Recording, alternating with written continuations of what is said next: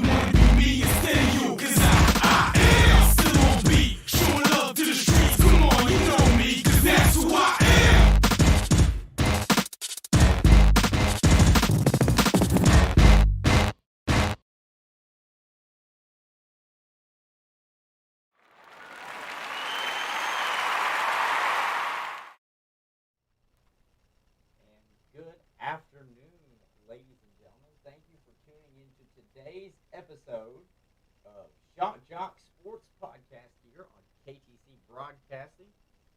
Yancey obviously here by myself at the moment, but they will be joining me here in just a second. We've got some great sports to get to today. Of course, football has ended. We've got a lot of football that's going on in the off-season. Quarterback moves left and right. NBA is in the thick of things. Baseball season is right around the corner, and we are 2 races in to the NASCAR season. Don't really know where we're going to start up today, but I hope everybody's having a good day. I know today in North Carolina, as it has been almost all of last week, it's very rainy. It's very, very rainy. And it's just disgusting outside, cold.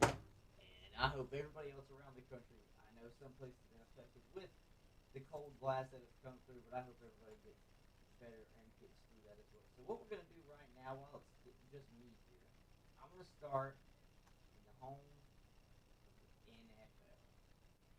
We'll start over here at the NFL land. And the reason why I want to start at the NFL, I know it just ended, but there are always headlines. And there's always some sort of news coming out of the NFL. Usually it's the NBA that's always got headlines going left and right. But right now, the NFL, you can almost make up a narrative and make up a story every week. And right now, it's just free agency, trades. This team's interested in this player, but the team is not interested in giving up this player. So the storylines that we're going to go about today is, of course, over the weekend, there was a big trade. Carson Wentz has been traded to Philadelphia. From Philadelphia to Indianapolis. And so Indianapolis is hoping that they've got their quarterback now. We'll see whether they do or not. I was hoping and crossing my fingers that Andrew Luck was going to go out for retirement at some point, but I don't believe that's going to happen at all or anytime soon. So they've got Carson Wentz now in Indianapolis. I think that really helps Indianapolis. But now, Philadelphia is just a complete and utter shit show. It is hilarious just of how much a shit show it is in Philadelphia right now. Like, I thought it was bad last year. It's bad this year. Like, I think it's even worse this year than it was last year. New head coach coming in. Hell, you think you figured out your quarterback situation, but damn, talking about drafting another one. You just drafted one last year. I don't know. It's just dysfunction there, and then not only the debacle that's going on in Philadelphia, the Dolphins are now interested in trying to trade for Deshaun Watson. The Carolina Panthers are freeing up a ton of cap space to try and trade for Deshaun Watson. But guess what? The Texans continue to say, we're not trading Deshaun Watson. So shit, everybody's just getting rid of players, trying to free up cap space to make a run at a guy that's probably not even going to be available this year. And then what do the Jets do with their quarterback? There are headlines that we can write, we can talk about, and we can comment, speculate on in the NFL, even though the season is over. So just let it sit there for a minute. We'll come back. That'll be fun for us to start there. Kevin, I see that you've been able to come and join me at the octagon table, hexagon table. I'm gonna let you count and then figure it out. I know, I didn't count. Right. I didn't count. I had to just guess. What's one with 7? Is it a Decepticon. Got you. Damn it. I think it is Decepticon. I don't know if it's Decepticon or not. I don't think they make any tables with 7 sides. You got to give me credit for that one. I'll give you Decepticon. Decepticon. It made sense. It made sense. But I figured we could start in the NFL because the season's over, but I feel like the biggest headline... Heptagon. A heptagon. That's what it's called. Well, I wouldn't have got there. So to go from 6 to 7, you change from an X to a P, and that's it. Hex, hept, and then oct. I understand oct. Yeah, right. Right. So where did the hep come from? The 7-sided. The British 20 pence and 50 cents pence coins are curved heptagons. If that, they'll say that it's sometimes referred to as a septagon. Ha! A septagon? Sometimes referred to as a septicon. So I was close. It's not a Decepticon. JP would have liked that joke. Where's he at, right? We needed that on Saturday. But anyway, yeah, welcome. We're getting ready for high school sports and setting up tablets and other things, making the intern do stuff. Make sure everything works properly. Well, that never happens, so we'll get there to Friday night. Well, it happens every time. Yeah. It's like, this is really working great here, and then you get out there and it's like, we got a problem. Yeah, I got to email everybody, the coaches and the athletic directors, and tell them that if they don't mind us covering their school, we're going to come out if it's okay with them. You know how this shit's been. Well, all right. So you're talking about Philly. As a Washington fan, shouldn't you be excited or happy that they're just like that? As a Washington fan, I'm 100% happy that they're up in shit right now. I mean, you look at the NFC East, and really, Washington's not the worst shit in the toilet bowl right now. It's the Philadelphia Eagles. The only one that's got the quarterback situation figured It's out definitely right a toilet now bowl. is the Giants. It's definitely a Well, toilet bowl. It's a definite toilet bowl. Would you? Hey, I'll ask Tanner this. Tanner, did you know if you were the best smelling turd on the toilet bowl, you're still a turd? So if you win the NFC East, you're still a turd, right? Washington, the turd Fergusons. Well, right now, You know what turd today- Ferguson is? A turd what? Ferguson. Is that a sandwich? Do you know what that is? No. I'm so old. It's not a sandwich. You said, do you know what a turd Ferguson is? What is that, a sandwich? Is that like a name for this? A shit sandwich? Let's see. Do you know who Burt Reynolds I do know is? Burt. Okay. So Burt Yeah. used to play on the Celebrity Jeopardy on Saturday Night Live, and that was his name. That's the way he would write his name down as Turd Ferguson. And he did it just to, so Will Ferrell played Alex Trebek. Right. And so he did it just to, kind of like aggravate him. And they played, it was outstanding how they did that. But yeah, I heard that. That's the first thing I think of is what's your name? And he chews on his gun. Turd Ferguson. Turd Ferguson. Well, so Philadelphia, I think, is the worst turd. They're the Turd Fergusons. They're the worst turd. They're the turd Fergusons. Not only that, I think that just based off of quarterback situation right now, damn, the best smelling turd is the damn Giants. You think so? At least they know who their quarterback is. Now that is a point that you can make. Unless Dallas does something with Dak Go Prescott pee. anytime soon, then absolutely the best smelling turd in the toilet bowl is the Giants. Yeah. They got Barkley. He'll be coming back off an ACL. Dallas has Zeke. Man, these careers end quickly. They do end very quickly. Well, like, and I swear, I think, Hunter, like, the team should follow my advice if you're competing, like you're in the 20s, draft a running back. First, second round, draft a running back. Need one. Get the studs, because that's everybody's letting them go, and they're only going to be good for 5 years anyway. Get them cheap. Yeah, like people don't realize how short these NFL careers are. For God's sakes, Broncos have had Drew Lock for 2 years and are already wanting to move off of it.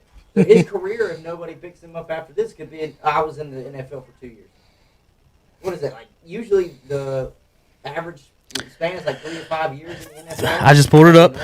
3.3 years for players across the league, and obviously that includes players like Brady, who's played 25 years. Right. So for every Brady, how many years did he play? 20? Is it right at 20? Yeah, 20 going on 21st. Let's say he plays 21 years, and you got two guys playing the average at 3. There's 27 years.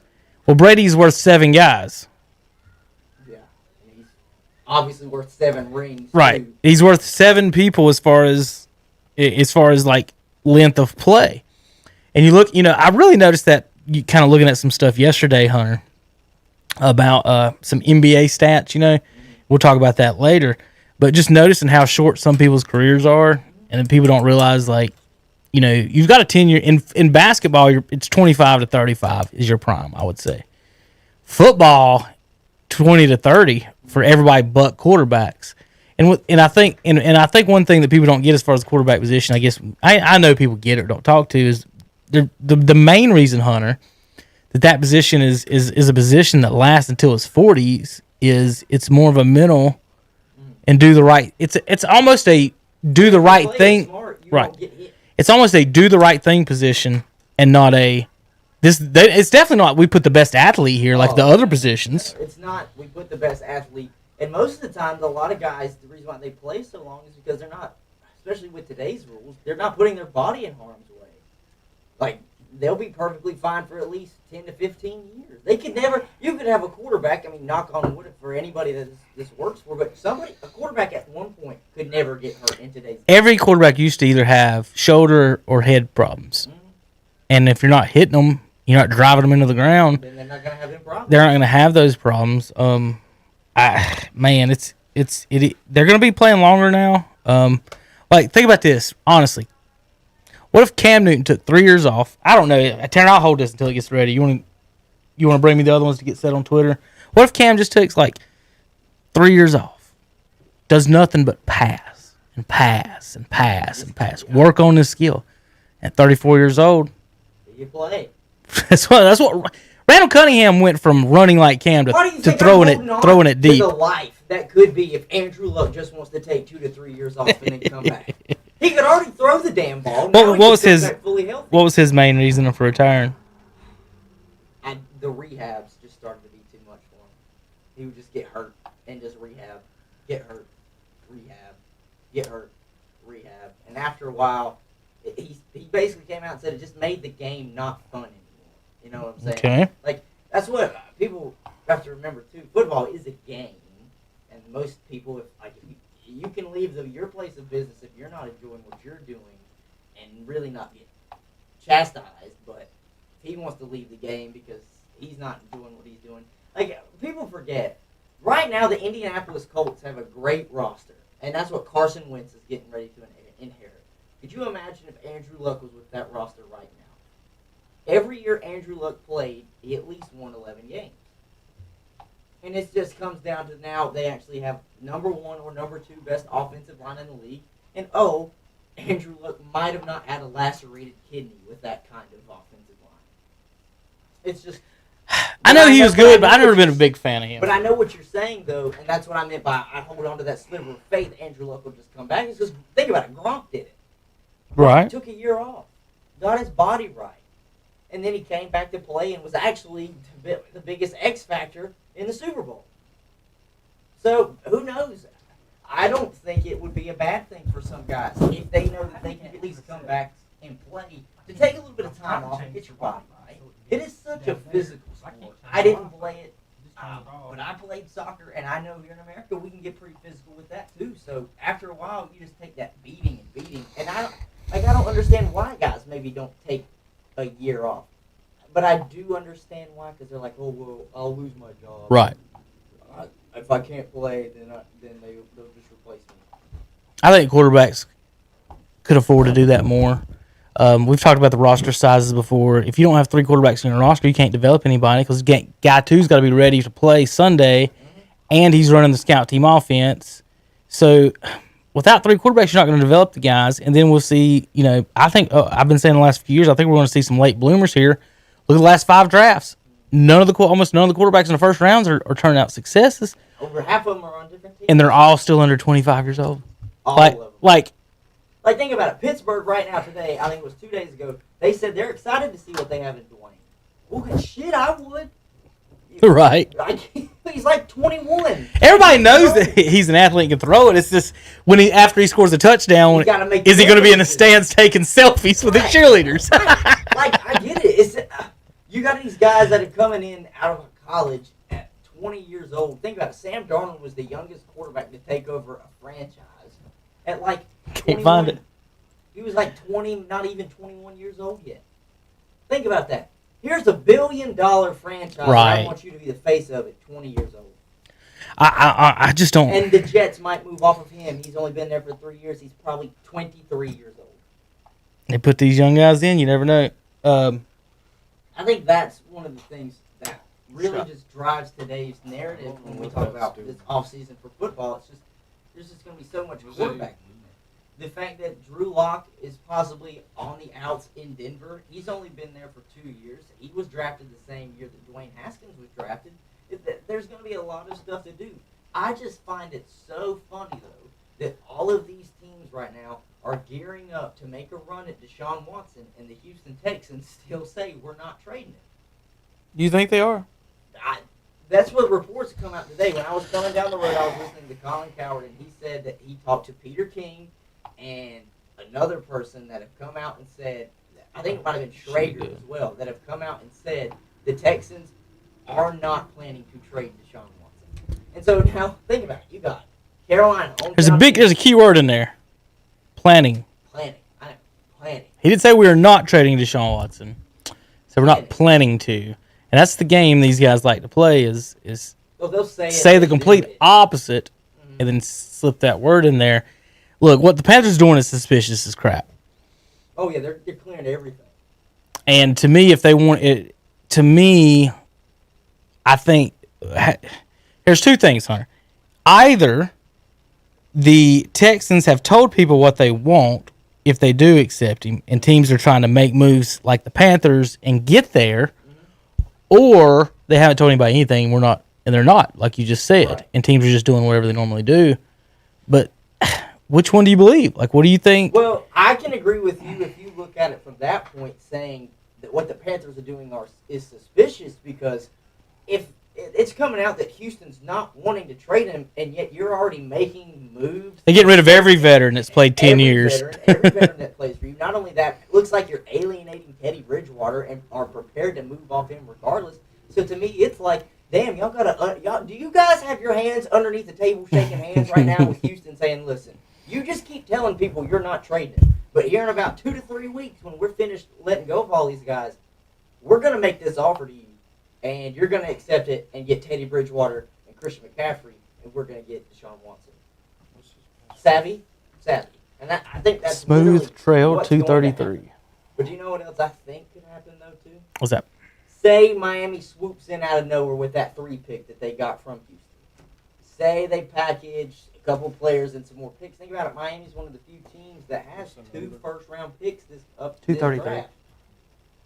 So if they swoop in there and take that, and now Carolina has already hurt their reputation with their quarterback in Teddy Bridgewater, you don't think they draft one at 8? Honestly, I think they're going to draft. Regardless?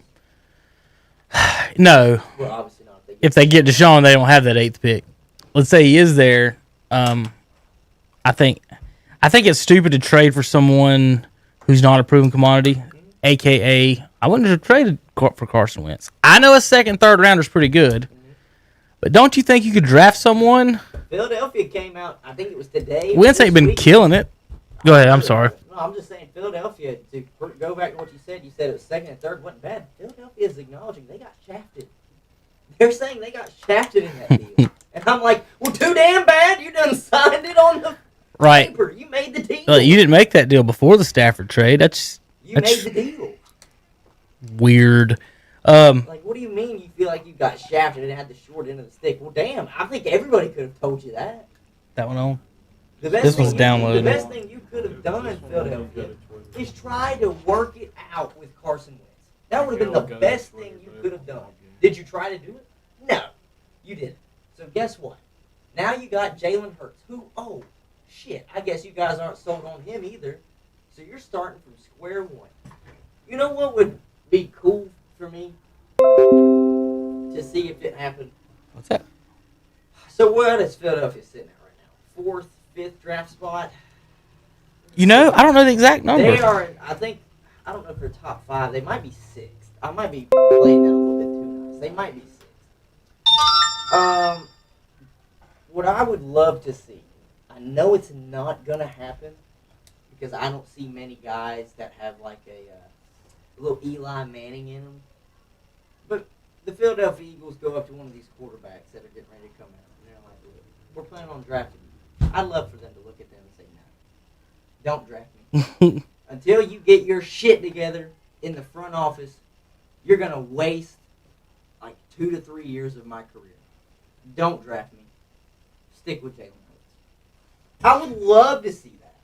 Because that's one of the few things where, this is one of the few professions, at least all of sports are, where you don't get to choose where you want to go to work. Think about it. If you're on Indeed and you're scrolling through and you've got multiple interviews and 2 or 3 of them offer you a job, you get to choose at that point. You're like, well, they've got a little bit of a better establishment over here. I like the guys that are up top a little bit more. That's not the case in football and all the other sports. Damn, I see the Eagles have a shit show in their front office, but guess what? They're drafting me anyways. I'd love to see one of the quarterbacks, like a Justin Fields. Justin Fields, I think, would go third to these 2 other quarterbacks, Trevor Lawrence and Zach Wilson. I'd love to see Justin Fields look at the Philadelphia organization and say, don't draft me. What's it charge? Just don't draft me. Let someone else after me. After you draft It's that barely got might any power. not have as It's much not connected to the problems internet either. in the front office. Go plug it back in, let it charge. I'll take care We'll of it. see. We'll see what. I don't think anybody has the cojones to do that because they think, oh damn, nobody's gonna draft me now. But wouldn't think about it. I make a very valid point in where if Philadelphia can't get their shit together, then it is gonna waste this guy 2 to 3 years, maybe 4 years early in his career. And then guess what? If he plays bad, they've already shown that, one, they're not committed to the guy that they just drafted last year in the 2nd round, and they shipped Carson Wentz out of town instead of trying to mend that problem. So the guy that you draft, they could be off of you within 2 years. That's so great. Look, as a Cowboys fan, you should be happy the way they do. The East teams have been doing because they keep drafting 1st and 2nd round quarterbacks, Right. and you don't, and you ain't been able to capitalize on it because your owner Jim refuses to draft and help his defense out for 25 years. He's been in the news as well. Yeah, he's made a lot of money. Every team, say if I'm the Browns, okay, and we pick Baker 1, even if we don't think he's the best, one of the top, say we don't think he's a top 10 quarterback, still a starter. No, he wins you games. And every team that picks a quarterback in the 1st, 2nd, or 3rd round gives us a better player.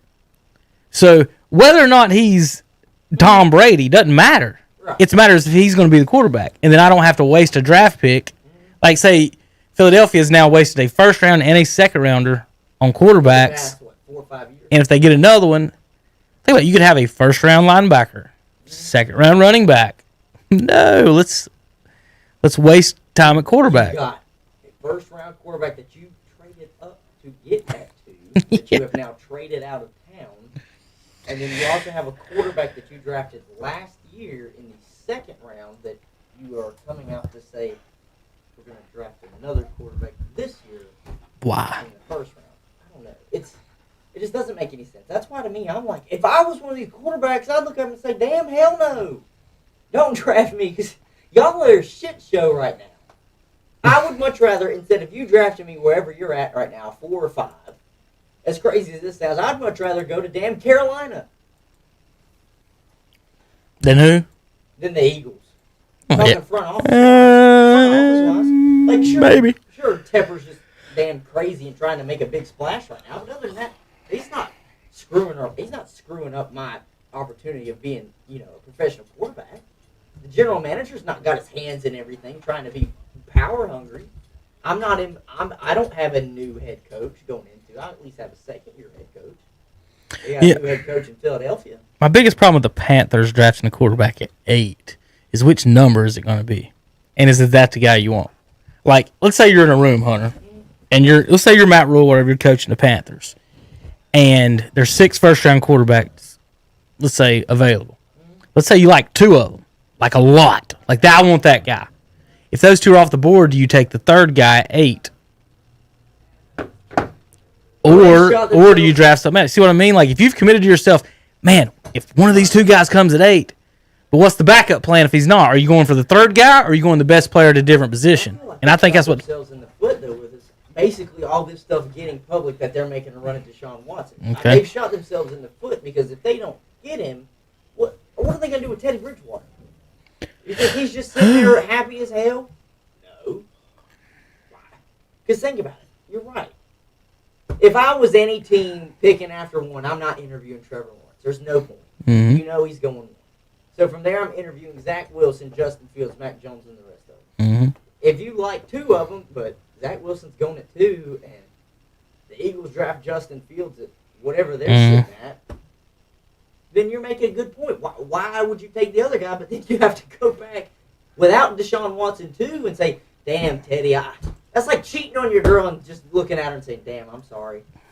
You want to go to dinner this weekend? Again, though, Teddy should know.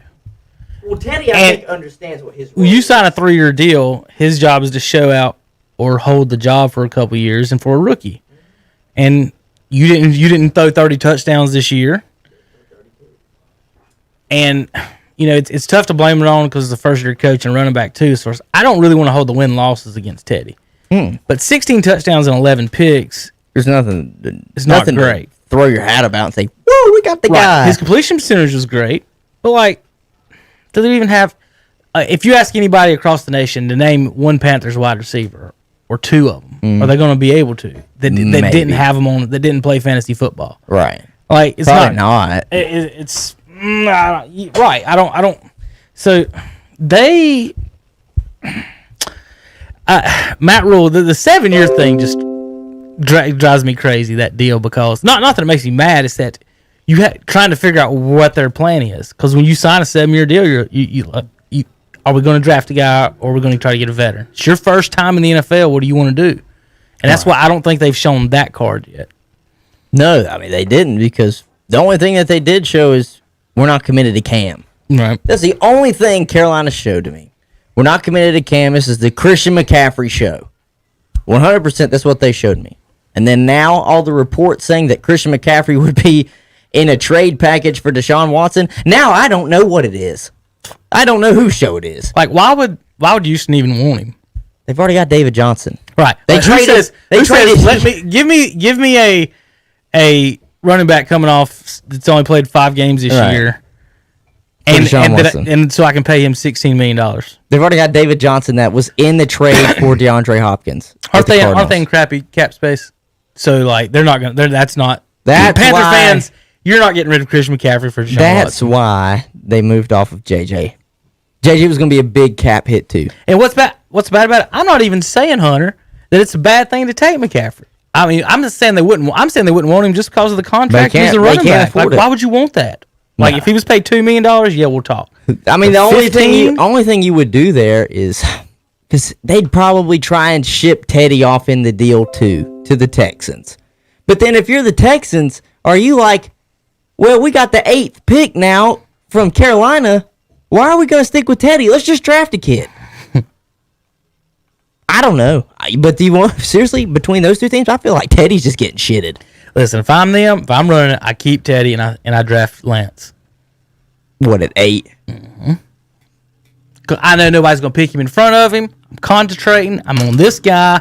I've got Bridgewater to hold the fort down for a little bit, and I bring in the flamethrower. You know when he's what? ready. You want to know what's crazy? I've seen a lot of people in mock drafts having Justin Fields drop and drop and drop to like 12, 13 area. We'll see when the combine starts. Because I always thought that was Chaz's biggest chance when he was quarterback. Is when he shows up at that combine 6'3", 230 with a laser arm. Oh yeah, someone's going to say we should probably take this guy in the second round and see what happens. Justin Fields is going to he's going to blow people away at the combine. I think so too. But if Justin Fields drops, Washington. All right, let me ask. Damn it. No. Let me ask that. All right. Y'all ain't drafting a quarterback. I'm sorry. Atlanta is not. You're stuck with Matt Ryan. Now, you would probably draft one you could probably draft one late. They're talking about, I've seen stuff talking Matt Ryan about every day of the week. Wilson, but I would take Matt Ryan every day of the week. Every single day. I have no problems. I have zero problems with Matt Ryan. The problems with the Atlanta Falcons, Tanner, are their, number one, the Atlanta Falcons. And 2, that defense. 2, no defense whatsoever. None. And I'll 3, take you Matt lost that Ryan. Super Bowl because your coach was a moron. I'll take Matt Ryan with the defense and the O-line. Yeah. Because our O-line is trash, too. There you go. Well, if you're sitting there, Atlanta picks 4th, draft Caleb Farley. Do it. They won't. They'll do something stupid like they Draft Caleb always Farley do. at number 1 cornerback. Top 5 pick? Oof. All right, I want to look at the 2018 draft. This is Baker Mayfield 1. I want to see, let's say, remember, they picked Baker at 1. They had the 4th pick, too. That went Denzel Ward. He was hurt last year for the most part. All right, let's say you're at 4 now, right? We're back in 2018. You get to go back. Would you draft anybody different at 4 than Denzel Ward? I know you could say, yeah, we should probably take Chubb because somebody else will, but they got Chubb in the second round of this draft. Well, I'd have to pull up the I'm 2018 gonna tell you. draft. Bradley Chubb went right after him. Maybe. Quentin Nelson, Roquan Smith, Okay, I would have taken Roquan Smith. Mike McGlinchey, Josh Rosen. They could have took him at 4 and had him for a backup.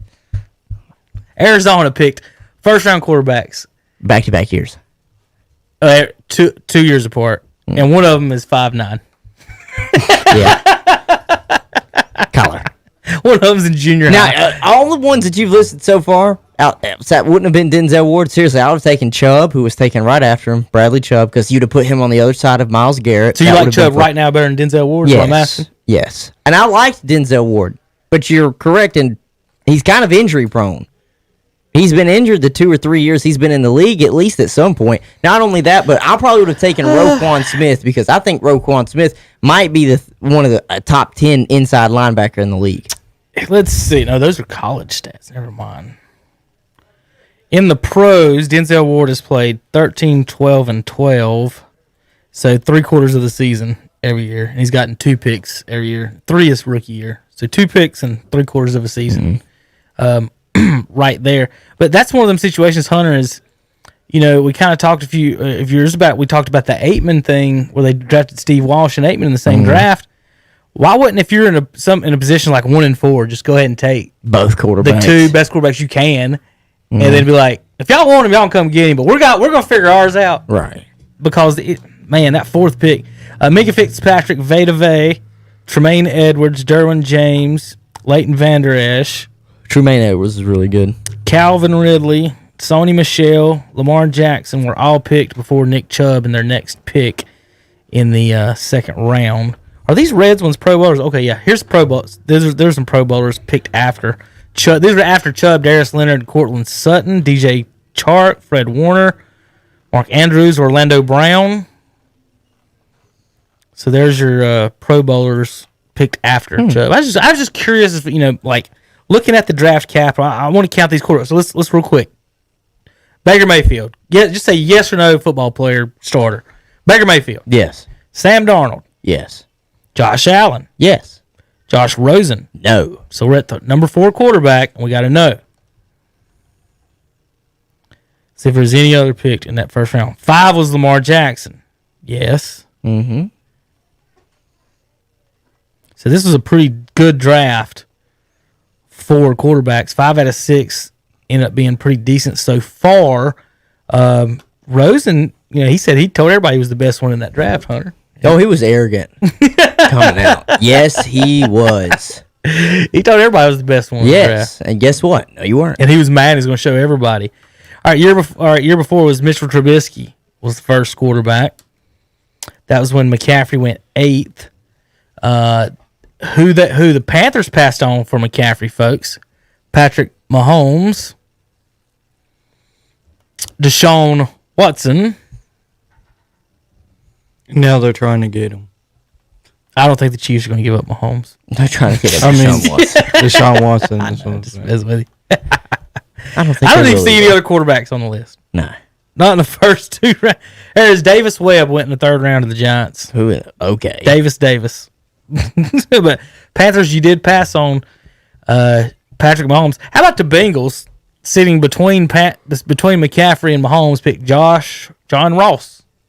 Bust as a wide receiver. How about the Chargers sitting between Jamal Adams and Christian McCaffrey? Picked Mike Williams. Decent. But you could have had one of those two.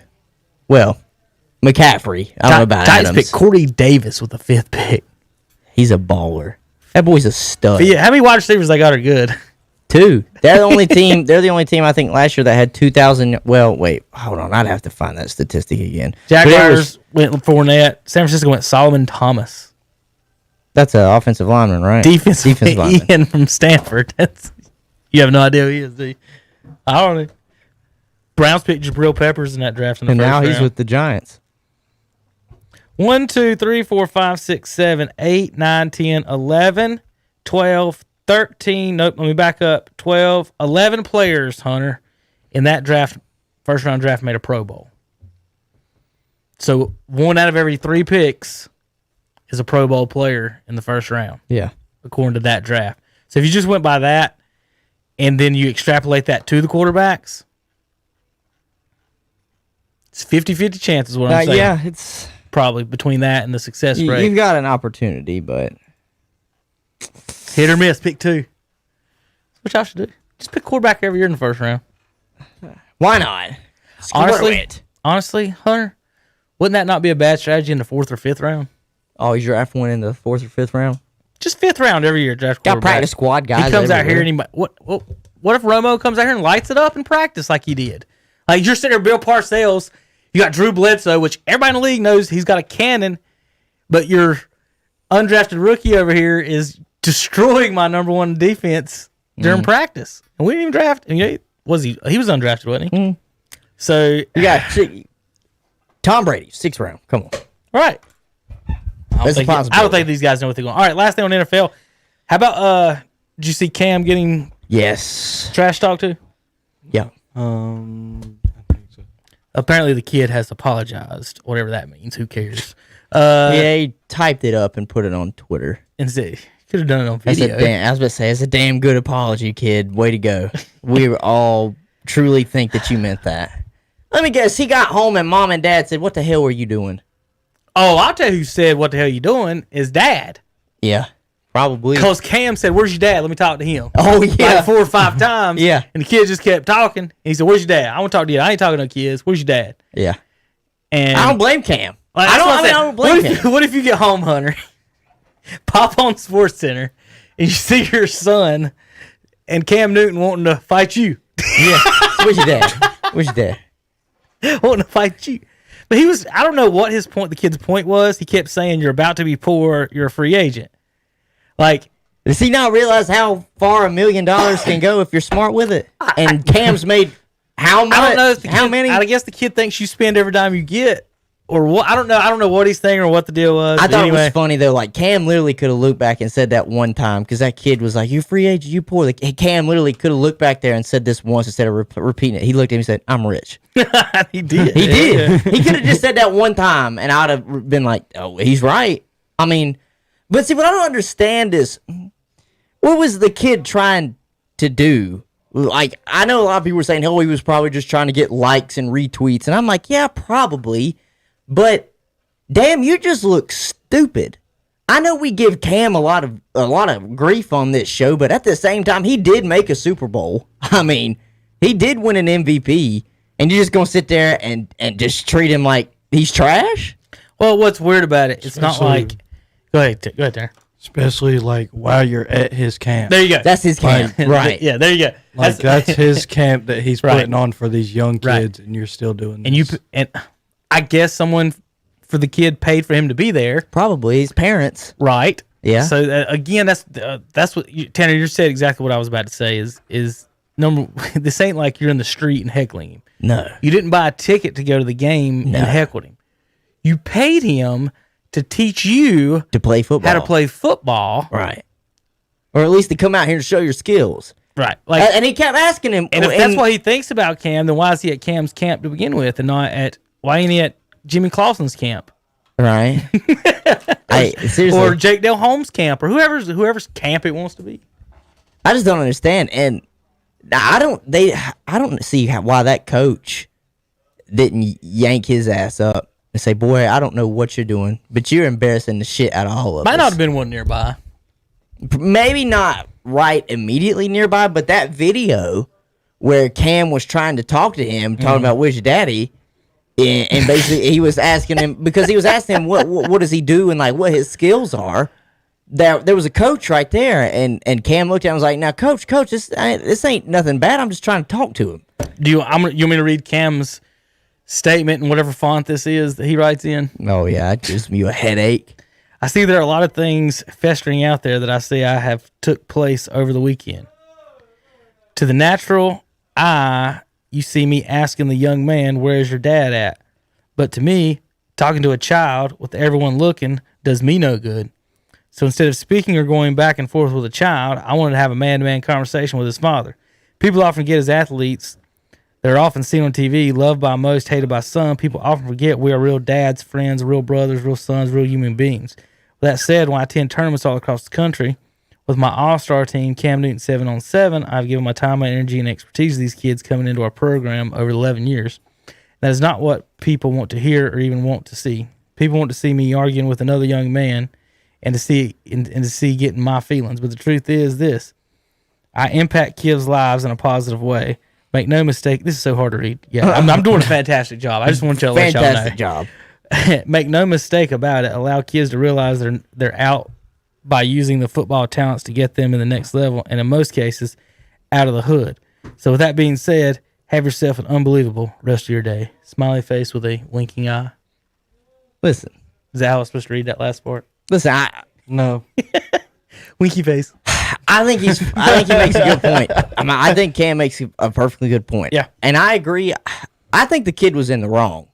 I do think he was. I don't think he really thought about that situation, because at the same time, I don't understand why he doesn't look as Cam saying, damn, he got there. It's the time and place thing, yeah. Like, I've never... Like, he got there. Right. How do I get there? In- Instead in of your putting life- him down, And you're like, how do I get there? Do you ever see yourself just doing what you're saying, like what he was doing, like I'm at his name is on the T-shirt. Right. It's different. When I went to the Charlotte Knights game and heckled Tim Tebow as a Knights fan, I paid for That's a ticket. 100% That's different. 100% different than me paying money to listen to Tim Tebow give like a lecture or something, and then me standing up saying, "Why don't you play football no more?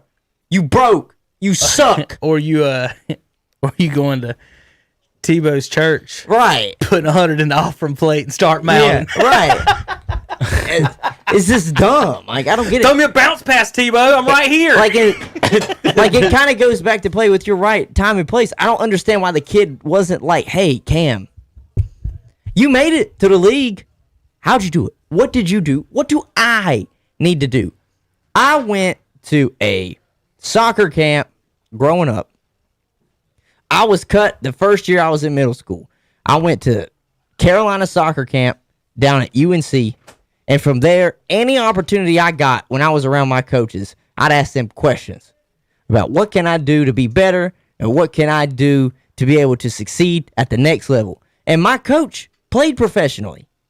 So but he didn't play professionally at the time when he was my coach. But I wasn't looking at him saying, "Damn, why don't you play professionally no more?" Huh? What? You broke? Right. Are you broke? Is that why you're doing this camp? Are you broke? I didn't ask him that. Same thing when I went to Wake Forest camp my senior year. I knew I was the best one on my team. I knew it. In the back of my mind, nobody could talk to me about that way. But and the Wake Forest coach came up to me and was talking to me, saying I was very talented, but I wasn't trying to brag or boast about it. It was a time and a place. I paid to be here, so I asked him questions. Said, "Okay, what do you think I need to work on? What do you think I need to be better at?" There's a difference, and I think it's almost. And I'm not calling no parents into play here, but it's almost a respect thing too. It is. I went to 3. Dude, I don't know if it's 3 or 4. I know at least 3. I think 3 Carolina basketball camps. And You think anybody gonna talk to an ex-Carolina ball player like so, that? I'm just trying to imagine. You think Like- anybody's gonna talk to MJ like that if he came to one of those? Hell no. Well, first of all, he don't come to those. No. But Regardless, what I happens think is it's a hell no. what happens is the old players do.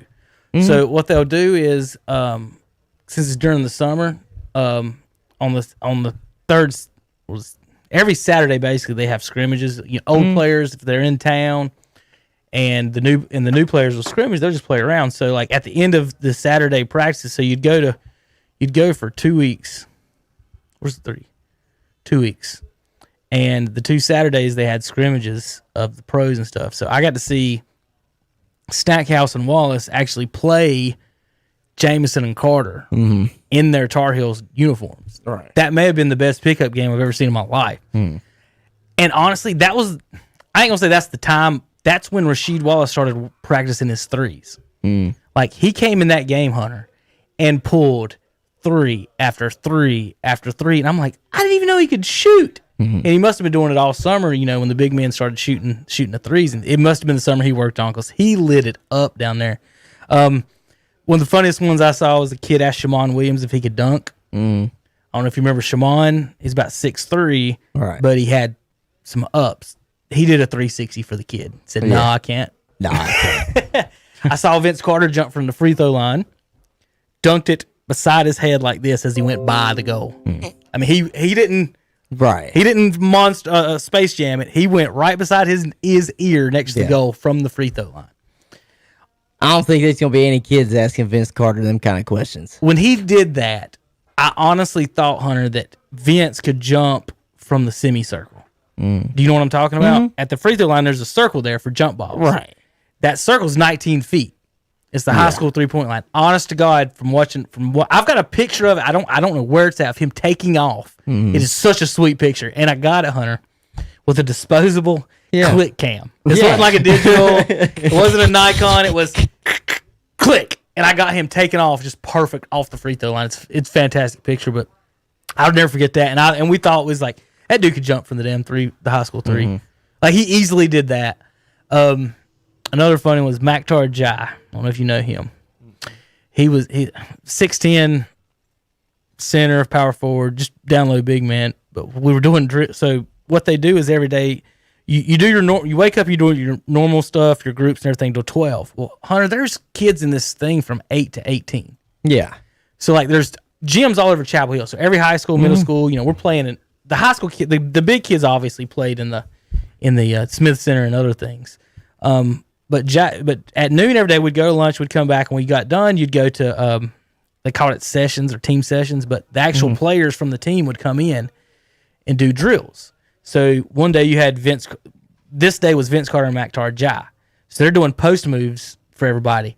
And every kid out there, almost 90% of the kids in the stands are going to be guard, right? So nobody knows post moves. I actually been practicing them, so I had post moves. They asked for volunteers. I raised my hand. I got called on this time. Only time I ever got called on. So the kid in front of me tries to do a drop. They're showing drop steps and spins, and he does a drop step and tries to do a layup. And Maktar Jai blocks his shot 50 rows into the stands. Yeah. I'm next. I look at all my friends, Tanner, and they're going. They knew I was about to get pounded. So I did the move, Hunter, and I pump fake, and he didn't move. So I tried to go up and under. He still didn't block it, and I hit the bottom of the rim. Total jackass. I pump faked, went up and under, hit the bottom of the rim. And everybody just laughed. Because I thought he was going to beat that thing back in my face. Yeah. But those guys, you're talking about that, Hunter. I never see in my life, and I never saw anyone at any of those camps be disrespectful to any of those coaches. Right. At any time. And none of those were Cam Newton. And I talked about the players. Well, most coaches, like, you know how you got homeroom? Mm-hmm. That's kind of how they organized it. So you had a class, basically, and a homeroom teacher. Your homeroom teacher basically was a coach. Mm. So, for example, my coach was from Washington State the last year I had. Really nice guy. He's one of those guys where everybody who thought, like, Hunter, if I was being recruited by that guy, I'd go play for him. All right. Whatever school he's at. Wherever. He's a really good guy. But, like, I never saw anybody. All right. I will say this. The most disrespectful thing I saw, and it wasn't like to anyone's face, but a ton of people used to talk about the Phil Ford, Jeff McGinnis situation. And if you don't know about that, Jeff McGinnis basically had an affair with Phil Ford's wife. And that was the big story. That's really the only thing. And nobody ever said, like, hey, Phil, where's Jeff? Right. Like, nobody did that like that. Right. So, yeah, you're right. Like, these kids, I saw one of the responses to the Cam Newton thing was a funny one. You can Google it and go look it up. It's Bernie Mac, the late Bernie Mac, one of my favorite comedians. And he's talking about, so, if he's talking about kids being bad, how long ago was it? 10, 15, 20 years? Who knows? 15 years ago. He's doing a stand-up, and he's just talking about how bad kids, and he's like, everybody's scared to say it. He said, I'm going to say it for you. He's like, these kids are motherfuckers, and fuck them kids. He goes, y'all can't say it. I get it. Y'all can't say it. He goes, I will. And I saw it yesterday, and that's just thinking about this, just laughing at it, like him thinking, he said, at the end of the day, he said, I will whoop a kid's asses. And that was the end of the clip. Yeah. I've seen that one. Funny as could be, but like that's that used to be the mentality, Tanner. Like if that happened in the 80s and there's nobody with if that happened in the 90s or in the early 2000s and not every kid there has his phone on him, Hunter, what do you think happens? Do they put him in a wrestling exhibition right then and there? With Cam? Yeah, right. Gee. That's what I'm saying. Like if there's no cameras or nothing, you're Cam, you're 6'5", and this teenager talk to you, this is the 90s, you might put him in a half Nelson or a full Nelson or whatever. Yeah, shit, hell, I ain't got a clue. Oh, my God. I'm just telling you. They wouldn't have let him just Well, so that's what's so bad is, talking. like, these kids, they just get away with this shit. What's up? They just say whatever they want. What are you showing me? You got everything? Okay. Hey, Tim. Hey, we can use my equipment. Yeah, I got you. Yeah, it works. 6, right? Be there what time? What time you gonna be here? I'm 15 minutes away from this, so I can be there at any time. Okay. Starts at 6, so I'll see you say about 5:15. All right. Yeah, it works. Got you. Anyways, what we talking about? Them said fuck them kids. We talking about fuck them kids. Anyways, I don't We'll know. make a song called "Fuck Them Kids." I don't know what. maybe. It wasn't on the internet. It said it would respond later when have they sent an approval? Well, that's probably when it'll say the check then, the price. You can text them. It ain't you. They ain't gonna let you broadcast without a check. Sorry, folks. We're yelling about high school football right now. Crazy shit. Jumping through hoops. All right. Let's see if there's anything else on my NFL football talks to talk about. I don't know. Well, anything that you have, I'm looking on the ticker and I don't see anything. I'm gonna bring in. I found some of found my stacks of old football and baseball cards and stuff. This is one I was gonna show you that I found in the stack. I'll show the fans at home if I can. If you can get on the screen. There it is. Look what I found randomly flipping through. Brian Boz. The Boz. The Boz rookie card. The Boz himself. Topps rookie card. That thing's worth $15, Hunter. Heck yeah, man. Now, this one was funny. I couldn't help but laugh my ass off at this one. It's Howie Long, if you don't know who that is. Jesus.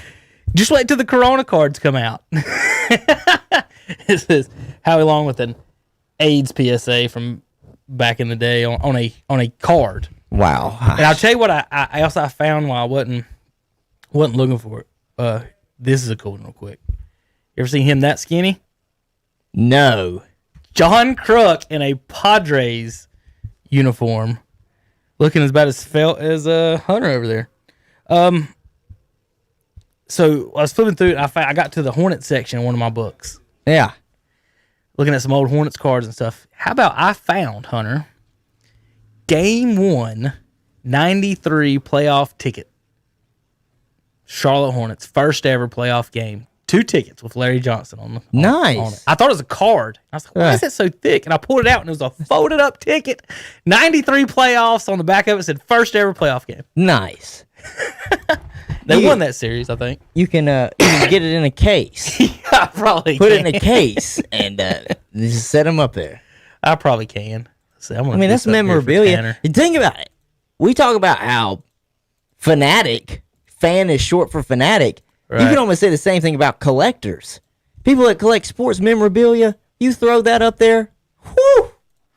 Someone will be like, oh my God, first ever playoff game tickets! I'll tell you what I have, I think more than anybody. I have every great player from the 80s and 90s, second or third year card. Second or third year card? Yeah, I don't have any of them rookies. I don't think I've ever... Honestly, I got some good rookies, but for the majority of it, I would find like a Tony Gwynn with a freaking Jerry curl, and I'm like, oh God, that's got to be close to his rookie season. Year 7. I'm like, I've got like year 3 or 4 of Bonds. I've got year 2 of McGuire. I've got year 2 and 3 of everybody, but the rookies are just sitting there. Like, only rookie card I know I have off the top of my head is John Lester. I have John Lester's rookie card, and he won World Series with the Red Sox and the Cubs. But no one's looking around saying John Lester's one of the greatest pitchers of all time. So it's kind of like, well, what the hell? So I got the King Griffey Jr.'s rookies. The Upper Deck one has always been the most popular. It ranged when I was little anywhere from $50 to $200. I don't know what it is now. Oh my God, trading cards right now of any kind I was like looking them up yesterday. And that's why I kept saying, like, I've got the second, third card because everything was worth like $2 or $5. There was no like nothing. Hey, these no are big like that hitter. Bosworth. That was 15. Right. I think that might have been the highest. I got one, price but ones I got I one, found. but it's not a sports card at my house from growing up. It's just a trading card, but it's worth $40 on its own. And so I'm just sitting on it. Yeah, those cards will end up being worth a lot. Sometimes, market dictates, and it just depends on the collectors themselves. Because you got to remember how it is like this. They don't reprint them. So either you got it or you don't. Especially sports cards. They don't just do reprints to where they're like, oh, well, here's a reprint of, I don't know, Barry Sanders rookie card. They don't just reprint that shit today. You had to have gotten the rookie card back in the day. So it's just the rarity of them. That's what makes the money go through the roof. So the King Griffey Jr. one... It's selling $30, $40, $7. Sold for $7 the other day. Yeah, and people are like, well, I don't understand. I'm like, you gotta think about it. This piece of cardboard is worth $40. $7. Like, Hunter, that thing was $200 at one point.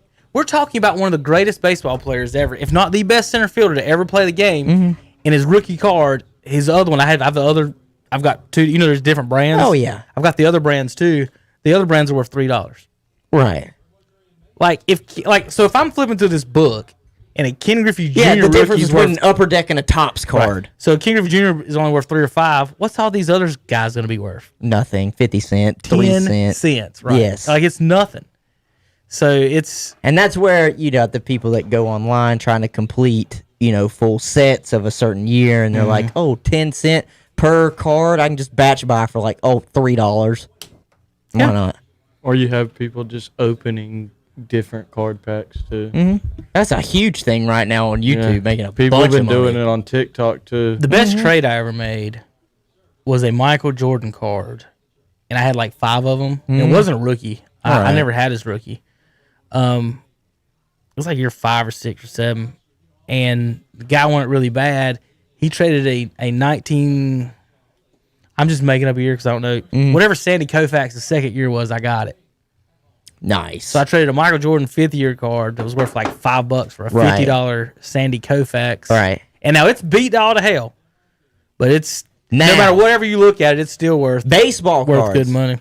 My grandmother bought me a for like $10, $15 one time, a binder she found at a yard sale of old baseball cards. Yeah. And when I was looking through there, I shit you not, I do not know how legitimate it is, but let's just say it's in a seal. There's a Mickey Mantle card in there. I do not believe it is the one that is so highly sought after. You still got? I mean, you got it. Oh, I got it. It's at my house. You need to go look at it. If you have anything Mickey Mantle, you need to look it up as soon as possible. Because the thing is, it's like, yeah, it's in one of my 9-page sleeves, but it's also in a sleeve itself that it just came in. I don't know how. Obviously, it's a legitimate Mickey Mantle card. The problem is, I just don't know which one it is. I'm just sitting on it. If you saw it, would you be able to pick it out? Possibly. Possibly. There's a strong possibility because I'm trying to picture it right now in my head. Use your phone real quick and type in Mickey Mantle baseball card and scroll through and see if you can find it, and then I'll figure it out. So my uncle does have his rookie. Does he? Just hold on to that baby. So he's got Hunter every year box set from the 30s or 40s or 50s. Every year. Whatever, as far as old as he can get, yeah. See, I had the complete box set for the 2003 season. That's where I got the John Lester rookie card from. But I've lost so many cards from that, I don't have the complete set anymore. So he's 75. When I was 10, he was showing them to me. So that was almost 30 years ago. So he collected cards for 40 years, basically since the 50s, Hunter. The difference is I could send this in. You ever heard of PSA? Is that a grade card grading thing? Yeah. Yeah, those things make a big difference. Yeah, that makes a the grades huge difference. On the cards. How do you get the cards graded?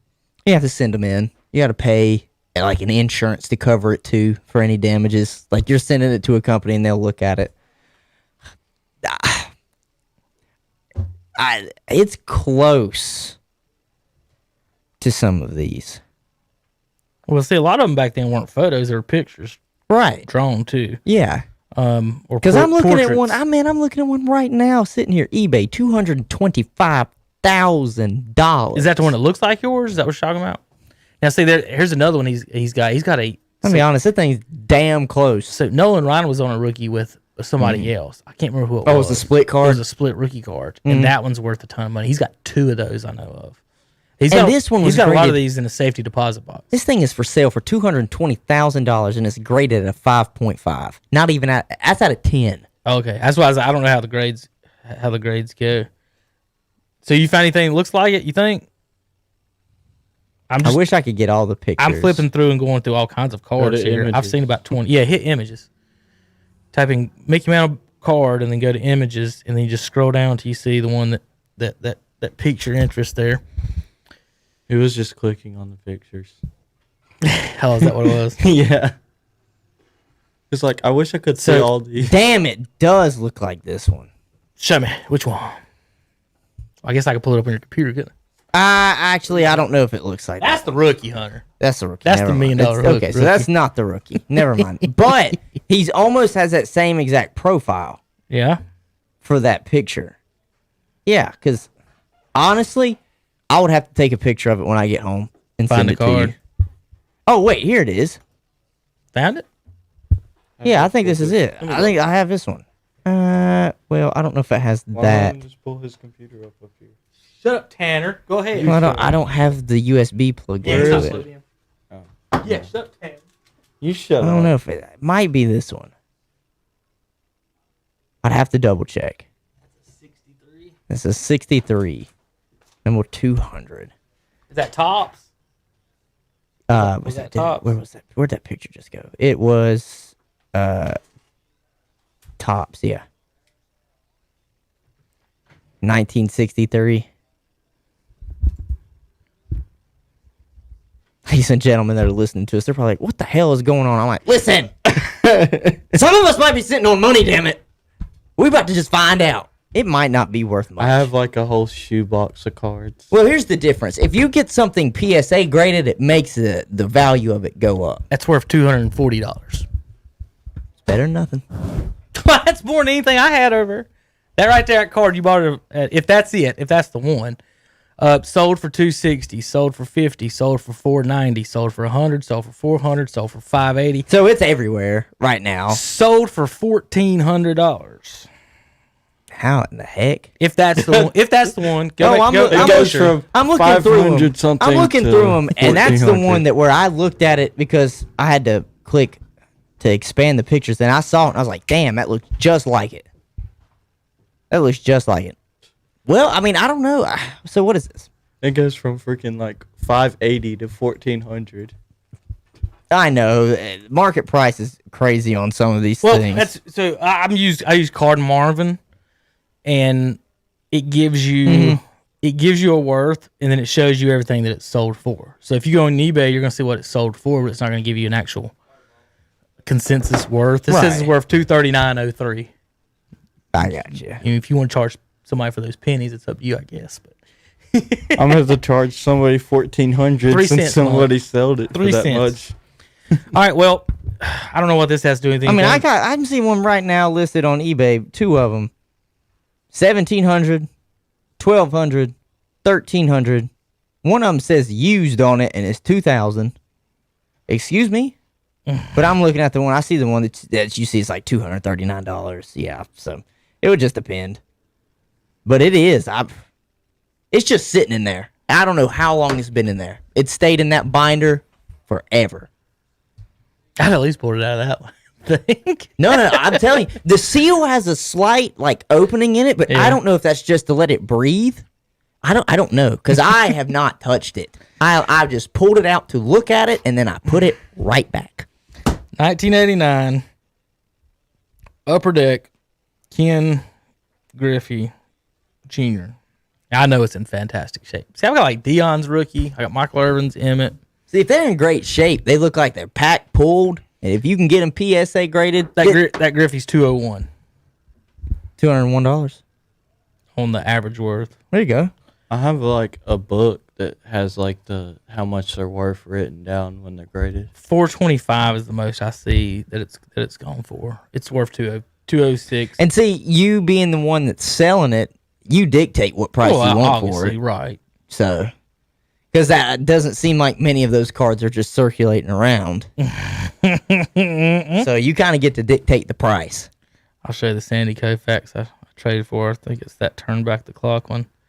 But damn, he's like, you want this? I was like, yeah, 65. Oh, 305 on eBay. 65 top Sandy Koufax. That's the card that I traded a Michael Jordan for.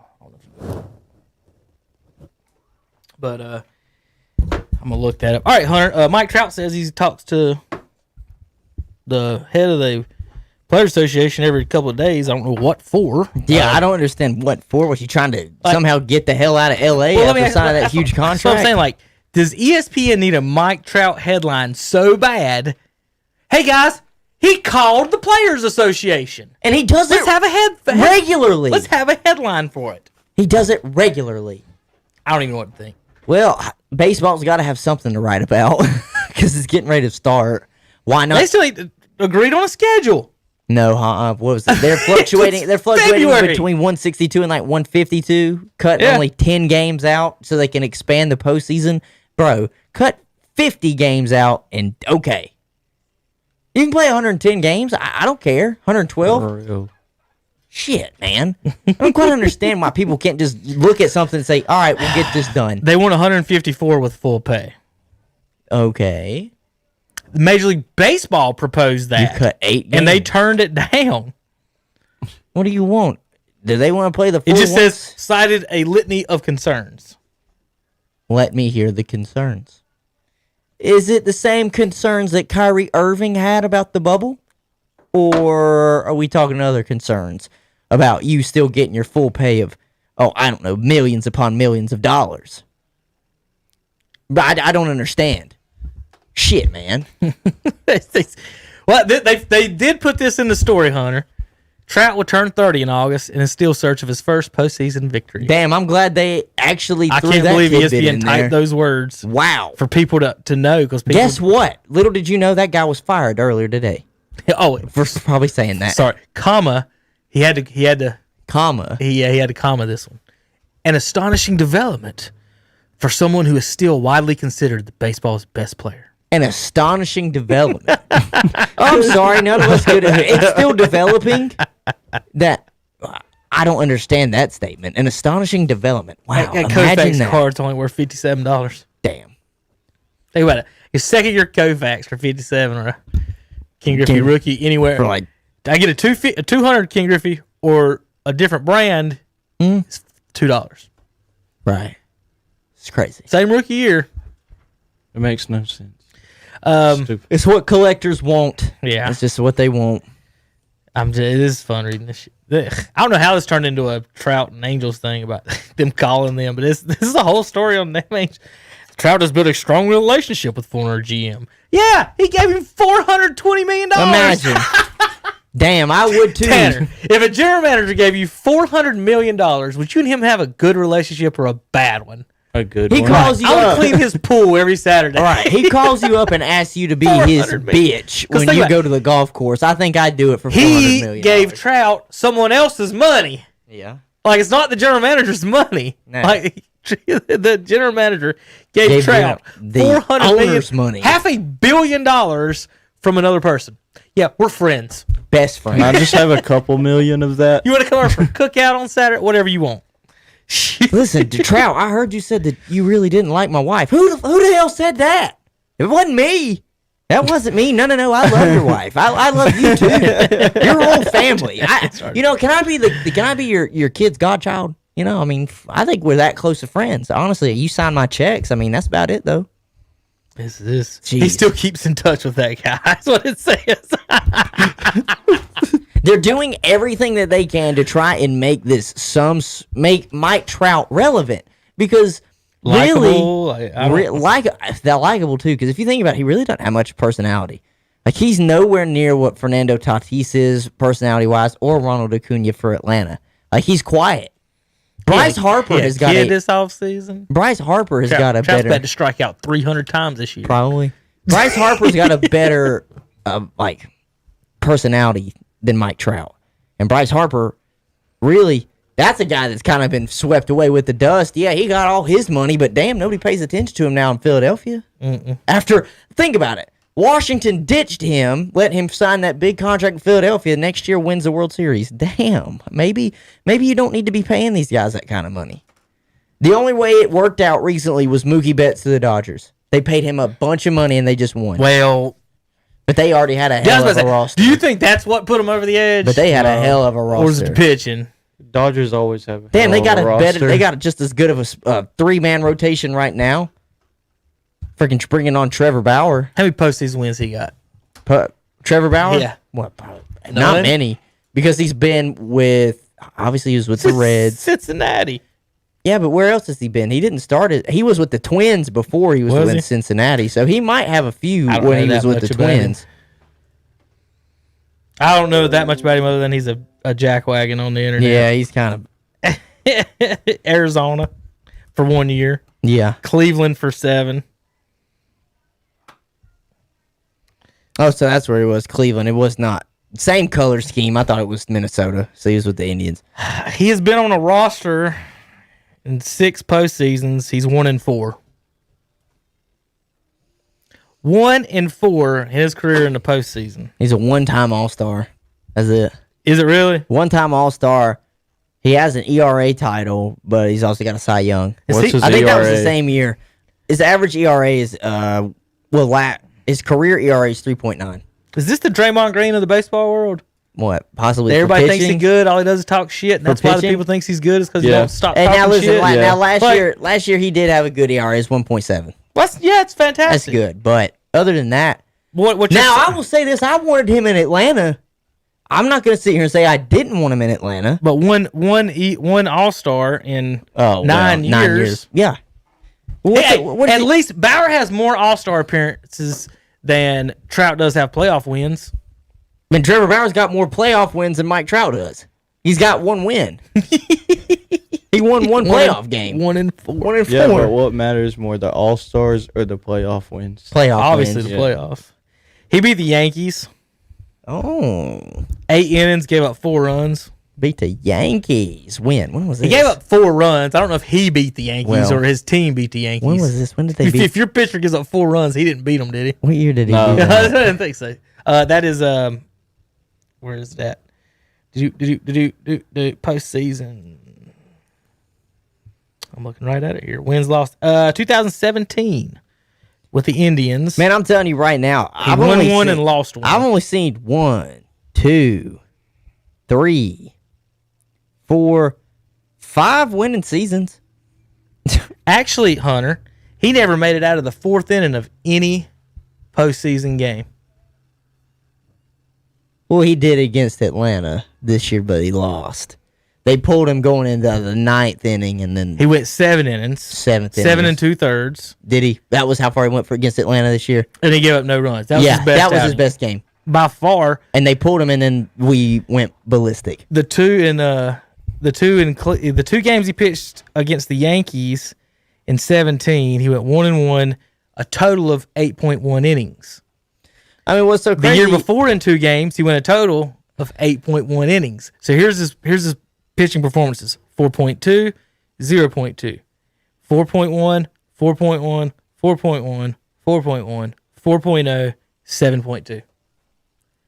Trevor Bauer is going to get you to the 4th inning at least. Listen, this is what's At so the most, crazy. I mean. Well, Think about this. So Trevor Bauer. All right. This just shows you what these teams with money do. He won the Cy Young last year. Guess where he is now? Dodgers. You win any type of Cy Young, Golden Glove, maybe you're the home runs leader. One of these major market teams is going to scoop you up if you're available. yeah. Yankees will do it. The Dodgers will do it. You can't just enjoy yourself being where you're at. Baseball can't continue the way they are. I agree. I'm. It's become too coastal. You've lost so many fans on play, on money, on is it too many home runs? Is it not enough home runs? Are we, the bat flips? This now, it's an old game, but again, Hunter, you can't have half the teams not having a fucking chance. Right. You You can't. can't have half the league not having a chance. The NBA's getting there right now, if not past half the teams. They are past half the teams. I think there's only 6 teams that can win a championship. That's it. Yeah. And 4 of them are in the West. I'm almost about to say get crazy with it. Just have 1 game playoffs in baseball. Let everybody in. Let everybody in. So that's the only way someone is going to win that don't have a $100 million roster anymore. Yeah, that makes it an NCAA tournament at that point. Single elimination. It's just not fair. Cinderella moments. That's exactly. I agree. Do it. It's not fair that you can't keep your own players. Now, baseball tried. I don't know the exact setup of the.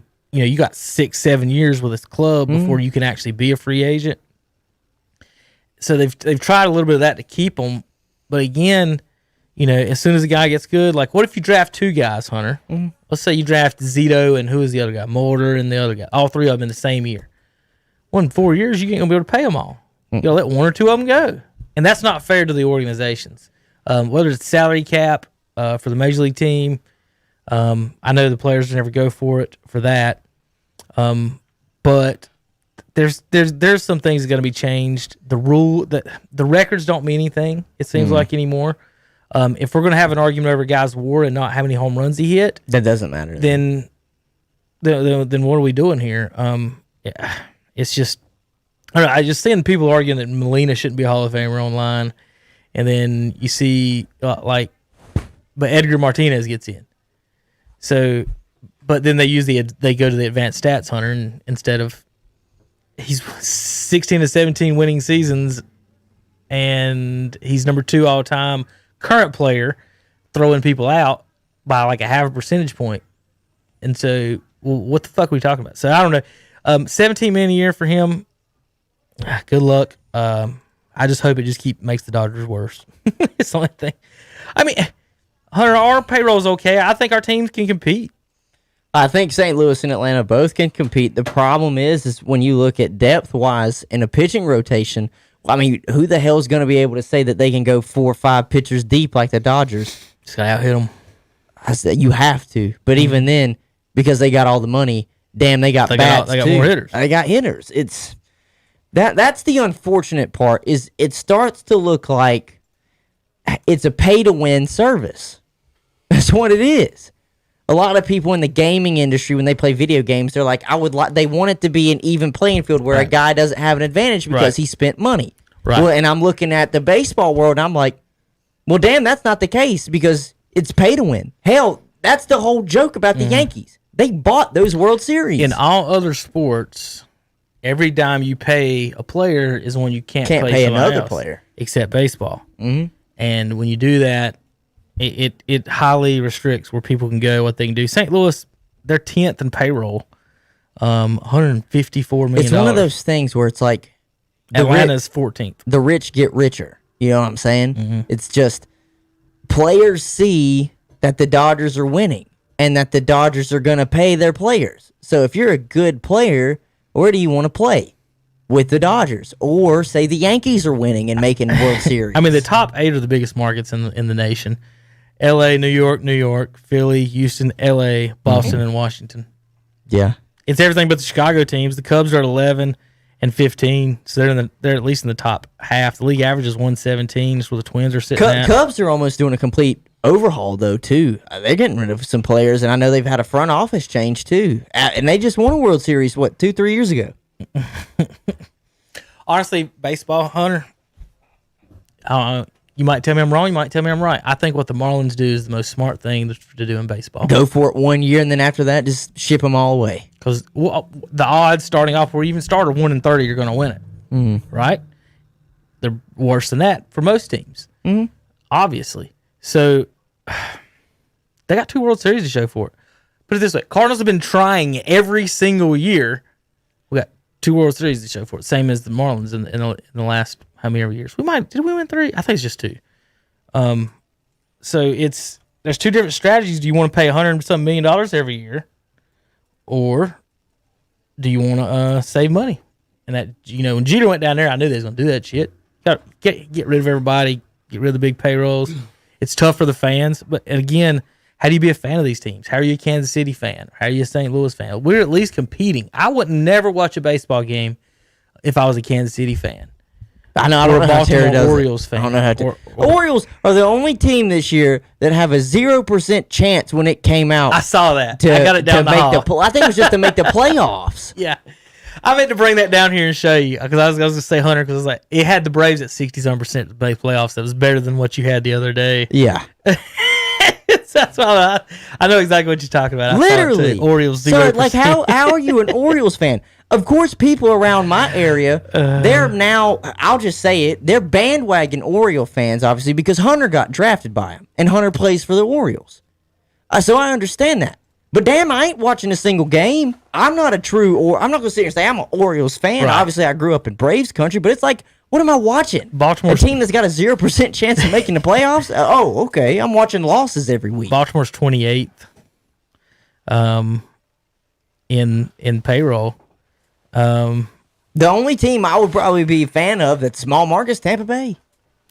All right, so when I look up people, if you're ever wondering like where you get your values and money from, go to Spot Track.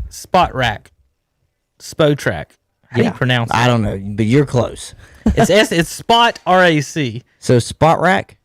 No, that's Maybe. what I'm saying. I thought it was Sport Track. That's how fast I was been reading it this whole time. But anyway, it gives you all the things, and they tweet, of course. And these are some interesting stuff going through. Most cash paid out to quarterbacks. Packers $113 million over the last 3 years. Your Eagles, Washington is 6th over the last 3 years to pay the most That's money to surprising. quarterbacks. Your Falcons are 3rd in that. Yeah, because what you about to pay Matt Ryan right now? About to be $40 million.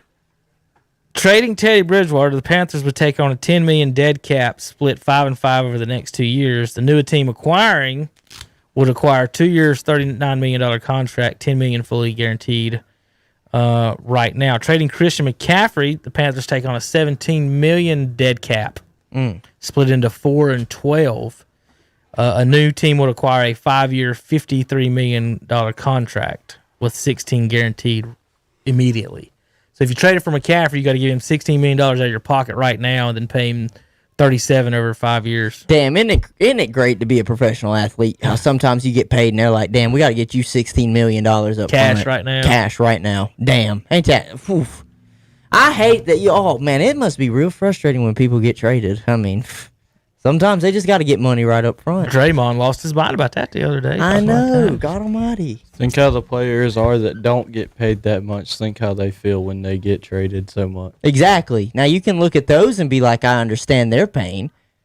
It's different. I think Christian McCaffrey has an easier time finding a new house in Houston than maybe somebody that's not quite making that kind of money and getting a $16 million essential signing bonus for showing up. So, What is the dead cap error? dead cap error. Yeah. I'm just reading these guys. This was on their podcast today. It says Carson Wentz, Mariota, Fernando Tatis. Fernando Tatis getting paid that kind of money is stupid. Bro, kid had 1 year. No. He had 1 year. Pujols did that for 10 years, better than he did, and then had to turn down less money than what he got. We should cut this moment right here and, like, put it direct message to, like, ESPN and SportsCenter and everything. Just tell them, like, Tatis, y'all sucked him so hard for 1 year. You look at what he did in years before. Damn, I didn't see you guys doing this when Ronald Acuna was the youngest one to go 30 and 30. Is it because he's in San Diego? I don't know. But, I think he's an outstanding player. I think he's very good, and he plays a shortstop position. Right. He's a hell of an athlete. If you can get a shortstop about 300 I'm just saying, damn, y'all unloaded the Brinks truck on him, and he had 1 year. for a 21-year-old who batted 277 last year. I want you to think about this, though. This is what makes me happy that Atlanta... He hasn't even played a complete season. Hold on, Hunter. Added the 2 seasons together. He has only played 143 games in his career. So let's say that's our whole season roughly. Okay? 301, 39 homers, 98 RBIs. That's it. Bad. No, it's not bad. For 2 years. Well, no. I'm saying that's If 100. you- that's, well, that's yeah. If you put I was that trying to put it together- in a year. Yeah. So 143 games, if you put it together as in one, say he missed 20 games, he would have hit 39 bombs, 98 RBIs, 27 stolen bases he had in those 140 games. So he could be a 40-40 guy if he tried. Got a chance. First year he struck out, holy Christ, 171 strikeouts. I don't think Tony Gwynn did that his whole career, did he? I don't know. It's going to be close. I think it's like 300. It's like really close to that. But So he then- had 172 strikeouts. But see, I see these guys signing these contracts like this, and it makes me happy. after 140 games. I know, but it makes me happy of when we signed Acuna when we did, because we only gave him like $100 million extension. How many years is he under? I think he was under at least 5 or 6 year contract. Like no shit. If you look at the Ronald Acuna contract that we signed him under compared to what they're giving Fernando Tatis and all these other guys that are actually, stars of their team, it's a damn steal. It is a steal. I'm pulling him up right now. Does it show like the average of how many strikeouts they get a game? Well, I can do that math. You gotta just do gotta do What's math. 143 divided by 170? It's at least 1 point. Why am I getting 1.2 that ad? a game, probably. So Kuna, fuck, Hunter. 10 years. You gave him 10 years. Yeah, I got which is fine. No, 8 years, 100 million. Exactly. And these guys You are got paid. what? I got .84. So almost, if you round that No, up. you did that wrong. You did the wrong. Do 173 divided by 143. We did them backwards. So 8 years for $100 million, and they're paying these guys 10 years for $100 million. It's 1.2. yeah, Now, here's the thing. I can't wait for him to come to our front office and say, where's my money? he's But gonna. It's my money and I need it now. So this year, Hunter, he gets $5 million. That's it. That's it. Next year is 15, then it goes 17, 17, 17, 17. It's 17 after that. It's 5 years, 15, then 17. The next 5. So Tatis is getting 30. He's getting like double. He's going to ask for something in 3 years. Oh, he has to. He has to. Like, but how do you do that in baseball? Like, they don't renegotiate contracts, do they? Once you've already signed, it ain't like football. They just tear it up. Baseball don't do that, do they? Do they? I don't ever remember anyone saying, "Trade me." Right. When's the last time you heard a trade demand in baseball? Nobody. I mean, seriously, I'm just off the top of my head. I'm not. It's not a sarcastic question. or anything. See, Like, what's so crazy is like, it's only been 1 year. Well, 2 years now that it's 2021. But they stopped talking about Acuna last year, and I thought it was crazy because the year prior went 41 homers, 37 stolen bases. yeah, that's pretty good. The only time I've seen like trades in baseball like that is in like the minor leagues. Yeah, it's always for a minor league guy. It's almost Yeah. never anybody going like. It's almost like, say, a team trying to get rid of salary too. You'd see like in 5 years the Padres going, shit, who wants him? Yeah.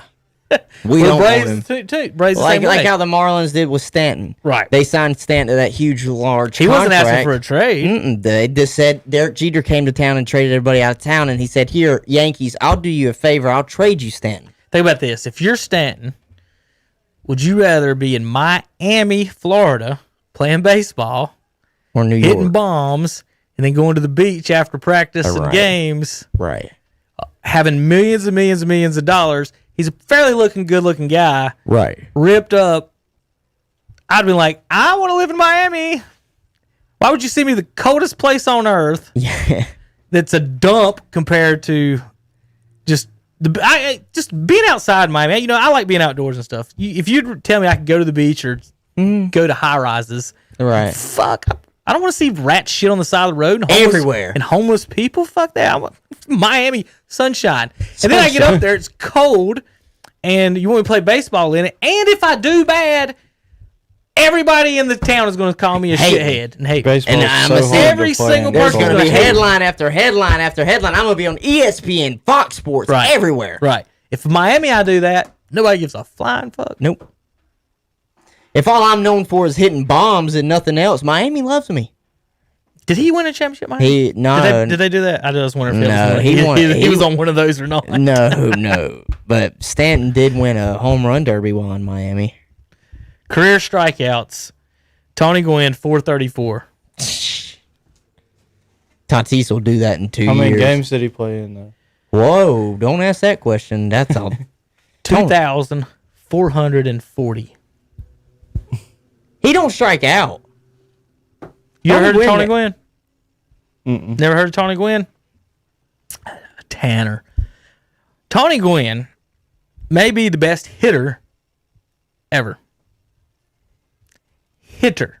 As in, I'm going to swing this bat and I'm going to get on base. Because he didn't sit there and walk a lot, Hunter. Walks, the most he ever had in his career. For somebody that had an outstanding eye, if you tell me you got an outstanding eye and your career average is 338, he never walked more than 59 times. He didn't get intentionally walked. Intentional walks, you ready? 5, 13, 4, 11, 26, 13, 16, 20, 8, 12, 11, 10s. Intentional walks for a singles hitter. Because they knew he might knock a run in. You got if the guy's on second, Tony Gwynn's up to the bat, Hunter, what do? You walk him. Every time, because the dude, his career, Tanner, 338. He led the National League in batting average. You ready for this? 8 times. 8-time batting average. His best was 394 in 1994. That was a strike-shortened season. He played 110 games. 351 his third year, 370, 313, 336. These are all years that led the league. He did not lead the league in batting at 358, but 394, 368, 353, 373. Outstanding. The most strikeouts he ever had in a year, Hunter, you want to guess? 30. 40. Okay. Well, a little bit under.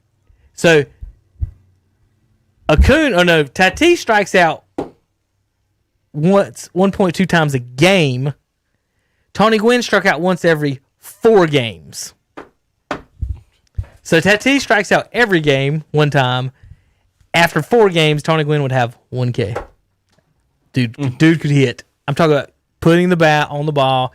He was the previous generation's Ichiro, but he was a fat Ichiro. He wasn't a... Ichiro is a damn athlete. Ichiro is one of my favorite players of all time. But damn, Tony Gwynn, and glad we brought him up, Hunter. I had an art thing I meant to say Saturday. Here's some Tony Gwynn numbers against the Braves pitching. You ready for this? Mm-hmm. Your Bravos. All right. Oh, here's the first one is Tim Tebow had 100 career minor league games with 2+ strikeouts. Where is he now? He retired. He's got the same number of playoff wins as Mike Trout. Tony Gwynn had only 34 2-strikeout games in his career, and he played 2,000 games. All right, here's your Braves stats, Hunter. Who do you think he hit the best off of? It's shit. He killed the Braves. Here's 5 pitchers that he hit. Notable pitchers. All it says: Smoltz, Maddox, Glavine, Hershiser, and Nolan Ryan. He probably hit Glavine the best. Nope. He's the only lefty. Tony Gwynn was the lefty. He hit 462 off John Smoltz. Ew. 462 off John Smoltz. How about Greg Maddux? 429. 429 on Maddox. Tom Glavine, 312, Hunter. Remember, his career's 338, so if you're under 338, you're doing good against Tony Gwynn. Oral Hershiser, 321. They did pretty good against him. Yeah. Think about it. You did good against a guy and his batting average is 321. Nolan Ryan got the best of him, Hunter. 9 Ks. The other ones had 1K, 0 Ks for Greg Maddux. Never struck out Tony Gwynn. Tom Glavine twice, Earl Hershiser twice, John Smoltz only once. Nolan Ryan struck him out 9 times with a batting average of 302 against him. I would guess that might be the best batting average against Nolan Ryan. Probably. Him and John Smoltz are the only 2 names that I've heard out of that list. Who? On that list. You never heard of Greg Maddux? What? What did you say? Tom Glavine? No. Who's your favorite baseball team? Indians. Oh, yeah. You don't know who they are. Yeah, you don't know who Greg Maddux and them are, and you're an Indians fan. What about Earl Hershiser? He pitched for your Indians I didn't watch the much playoffs. baseball. in the playoffs. Not like he was a Dodger originally, but he did pitch for the Indians a few in that World Series against the Yankees way back when. Baseball is just before so you were hatched. long. Before you were hatched, Hunter. I mean Tanner. Stop calling me Hunter. Yeah, it's not I'm gonna. gonna end up flipping. You're right here. The Bulldog Earl Hershiser career. I'm just gonna change my name to Bob. 204. I'd get it right then. 204 wins, 150 losses. But yeah. All right. I'm going to exit off that. There's my Tony Gwynn stats of the day. Let's see. Anything else coming across the lines right now? Tomlin Nah. positive for COVID. What does that have to do with right now? No one cares about COVID. Notre Get out Dame of here. opts out of the EA Sports game. Why? Damn. So no Notre Dame. It says it cites name, image, likeness. So Notre Dame is the first one to back out of the game. What do you think about that? You think there's going to be more? Probably. It's going to end up being Probably. Hey, everyone that pulls out Hunter, we get this much closer to Armani Edwards being on the cover. Everybody that pulls out, I want a legal investigation in there. Acting like, oh, well, we don't pay your players. It's either Okay. gonna be a Clemson player or like an Alabama player on the front. Not if they pull out. Yeah, if they pull out. Said the school will not provide its name, logos, and other branding property to EA Sports for the game until new rules can determine whether athletes will be able to receive a cut of the game's profits are finalized. Well, so they mean that they'll join back. They just The NCAA has to approve mhm. of them. So I don't know what's the point of. Isn't that what everybody's probably doing? Right. Like, who's going to say, yeah, we're going to do it, and the NCAA says no? Why don't they just make a college football game and put fake colleges in there? You know, and just screw it. Why don't Why don't they just make a street football game and put colleges in it? Here's what I don't get. Follow me along. If you're app, why wouldn't you just pay a guy under the table? You're not competing for a national championship. The only thing you can ever win is the Sunflower Bowl or whatever, the Poinsettia Bowl. Right. Why are we not paying Trevor Lawrence to come to Appalachian? Yeah, what are you doing, App? Suspend us from postseason play. Who cares? Like, what? I don't care. Like, really? Like say UNC Charlotte or Gardner Webb. Like, Right. why shouldn't Gardner Webb call NCAA and like, put us on the game? Come take every one of our players. Right. If we lose, they're not transferring anywhere. No. Because Like- no one knows Gardner Webb. It knows 'cause who they trash. are. They're not going to make any money. This is their only chance kids could be on a video game. Put us in it. Right. The Division 1 and 2s could definitely do it. Like, eligibility thing, yeah. If They I was should just those make a those cover. lower level schools, I would wipe my ass with the NCAA stuff. Right. Like, we're going to play. They should just make a cover for every division, like Division 1, Division 2, and all that.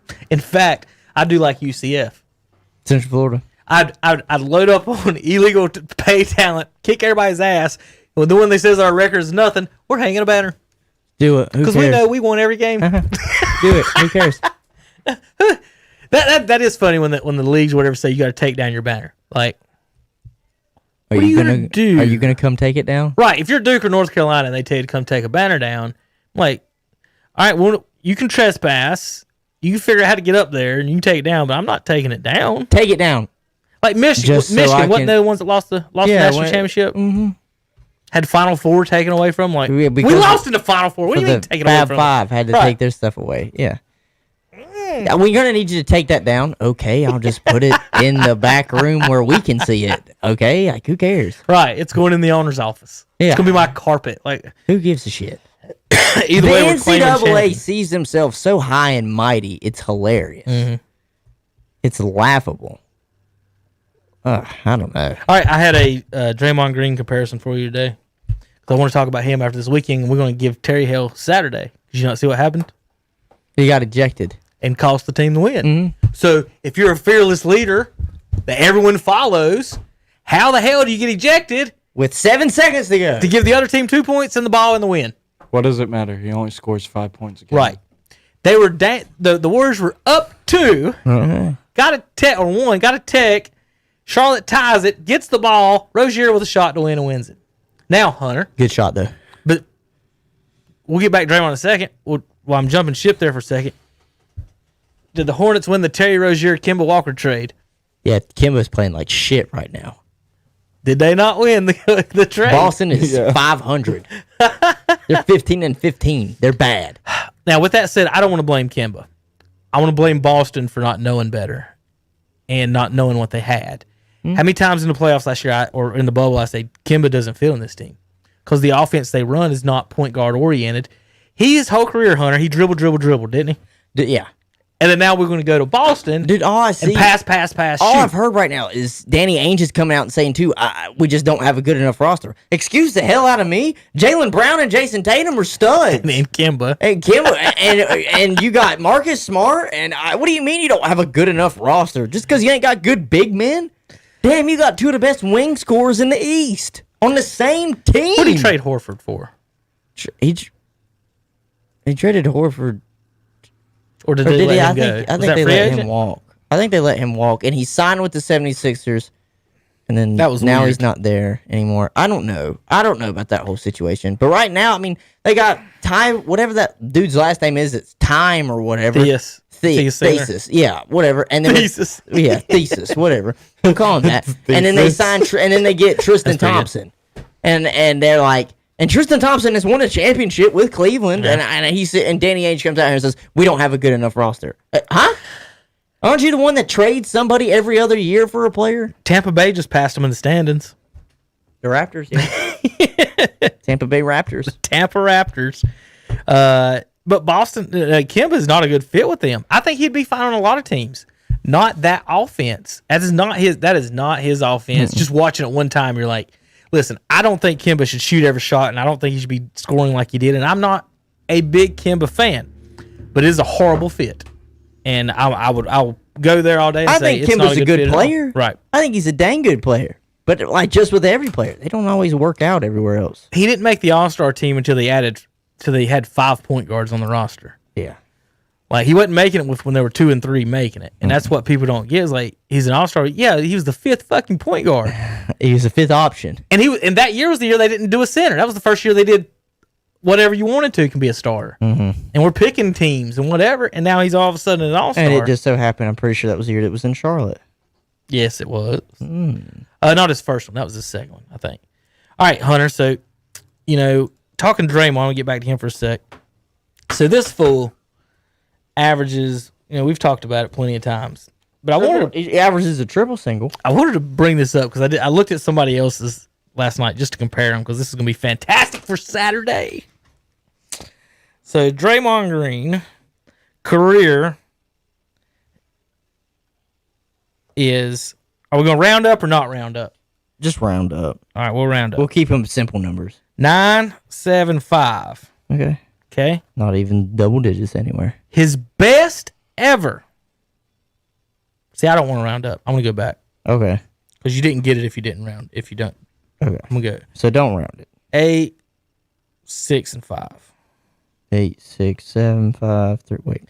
865 is Draymond Green's career average. Okay. His best year, Hunter, is 14, 9, and 7. So right now, 14, 9, and 7. I feel like that was a championship year. In 2016. I believe it was. All right, so now we take those stats, and then we punch in the great Tom Gugliotta. God dang it. Terry's NC State boy. So I figured this would be a fantastic comparison, Hunter. Yeah. Goog's career average Mm-hmm. is 13, 7, and 3. Would you rather have 8, 6, and 5, or 13, 7, and 3? Would you rather have 8 points and 5 assists, or 13 and 3 assists? 13 and 3. Well, those are Tom Gugliotta's career average. Now, Yeah. Draymond's only played 9 years, Hunter. Right. How many players in their 9th year only average 5 points a game and play much longer than that? Not many. All right, so Draymond's best year was what? 14, 9, and 7, right? Yeah. Let's forget the assists because we know Googs is an assist man. But I will give you his best assist year. He averaged 5. Damn. Now, let's go with 14 and 9. You ready? Yeah. So 14 points, 9 rebounds. Count for me, Tanner. Well, I'm just going to count as I go. 1, 2, 3, 4, 5, 6, 7. 7. So Draymond's best year was 13 and 7. No, 14, 9. Hunter. Mm-hmm. Tom Gugliotta did that 7 times. And made Dream Team 2. Dream Team 2. Right. All right, not 1. He was Dream Team 2. 2. He was the next Christian Laettner. He was 2. But again, to just a comparison for you Draymond fans, your dude, his career average is 8.6 rebounds. His career best was 14 and 9, and Tom Gugliotta did that 7 times. Yeah. 7 times. Now remember, Draymond's only played 9 years. He's still trash. Okay, real quick, East, we got 5 teams above 500. Boston's at 500. The Knicks, Hornets, and the rest of the East are all, it seems like, tanking. It seems like the Hornets and Knicks are trying, but are just bad. Yeah. And they're good enough to beat all the other teams that suck. Right. Chicago sucks. Atlanta sucks. Orlando sucks. Washington sucks. Cleveland sucks. Detroit sucks. That's half their schedule, is those teams. So, how many wins of the Hornets? 14 or not? I know they beat the Nets. They beat the Mavericks. Are the Rockets a playoff team? Man. No. Bucks are. Friend. Pacers are. 2 of their 14 wins. And Nets, 3 of their 14 wins are against playoff teams. Mavericks aren't a playoff Not right team now. yet. Mm-mm. They might be. No, that's what. Listen to the teams they beat out west: OKC, Dallas Mavericks, Houston Rockets, Minnesota Timberwolves. All of them out of the playoffs. Yeah. They've only beat 2 playoff teams this year out of the 14 And guess wins. what? They still might get 20-something wins. What was they last year, by the way? What was their record? Oh, I don't know. What, 25 and something? They only played 60 games or 72 games too. 25 and 30. 23 and 42. Win percentage was .354. So adding Gordon Haywood helped. A little bit. They're up to 48% instead of 34% of the win percentages. How much does Gordon Hayward average a game for them? Like He's 22 he's or getting 20? 22 or 23. In his last 6 games, though, Terry Rozier's averaging like 36. Yeah. What the freak? He's out there, dude. He's just balling. It's ridiculous. Well, you tell somebody you're about to give them someone else their job. Hayward's averaging 22, 6, and 4 this year. When's the last time the Hornets had anyone that did that? Kemba averaged 22 and 5, but not 6 rebounds to go with it. Big Al never did. Kemba's awful distributing the ball, too. Like, that's one thing as far as I think Boston made a bad decision. He never averaged double-digit assists. He's always at 5 assists or 6 assists most. And if that's not a passing point guard. Most point That'd have guards, been better with Rajon Rondo coming back. Most point guards today, though, that's not their game. Like, they want their buckets. They just want to shoot threes. Somebody's got to distribute it. So, yes, somebody does. And he's not. That's not his forte. So, Hunter, I will give you credit on something. John Wall, I know I throw him under the bus a lot. He is really high up there in all-time NBA assist. I didn't know if you knew that per game. Yeah, he's good, man. I think he's third or fourth in assists per game or something. I'm pulling it up.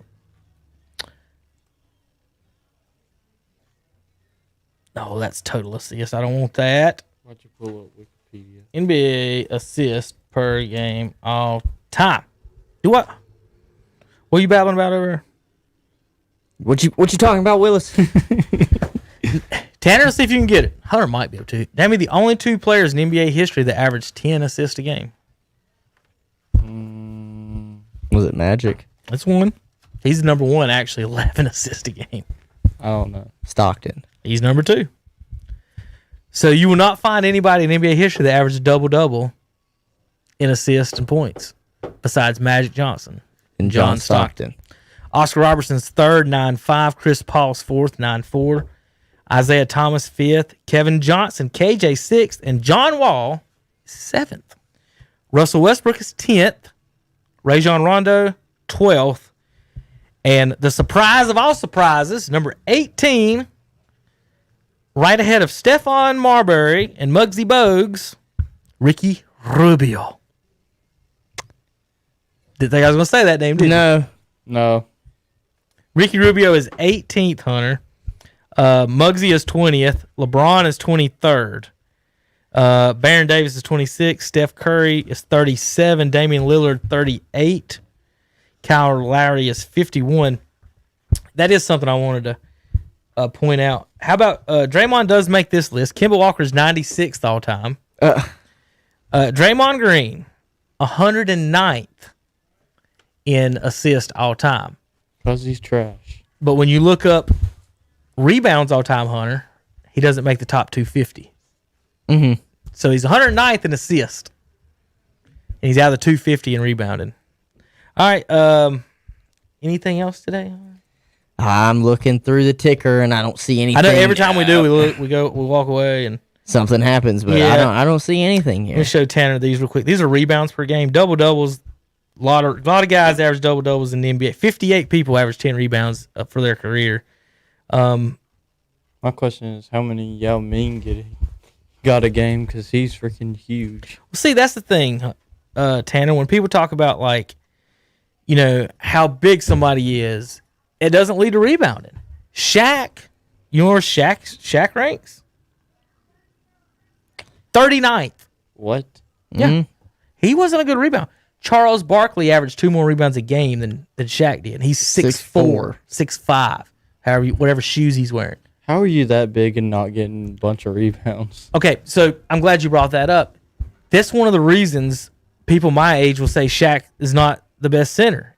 But everybody nowadays sees the highlights, sees 7'2", sees 350, be like, oh, he's the most dominant, best center ever. And he wasn't to me. Hakeem Olajuwon is way better than him to me. If you got a center, Hunter, he's the biggest damn dude on the floor, but he don't lead the team in he don't get the most rebounds, and he's the worst free throw shooter out there. That's the problem. It's a big problem. And the only reason he did only win, so he won 4 championships, right? 3 of them was with the second best shooting guard of all time, the closest thing to Michael Jordan we've ever seen. That guy went and won 2 with Pau Gasol and Andrew Bynum. What have they done without Kobe? Nothing.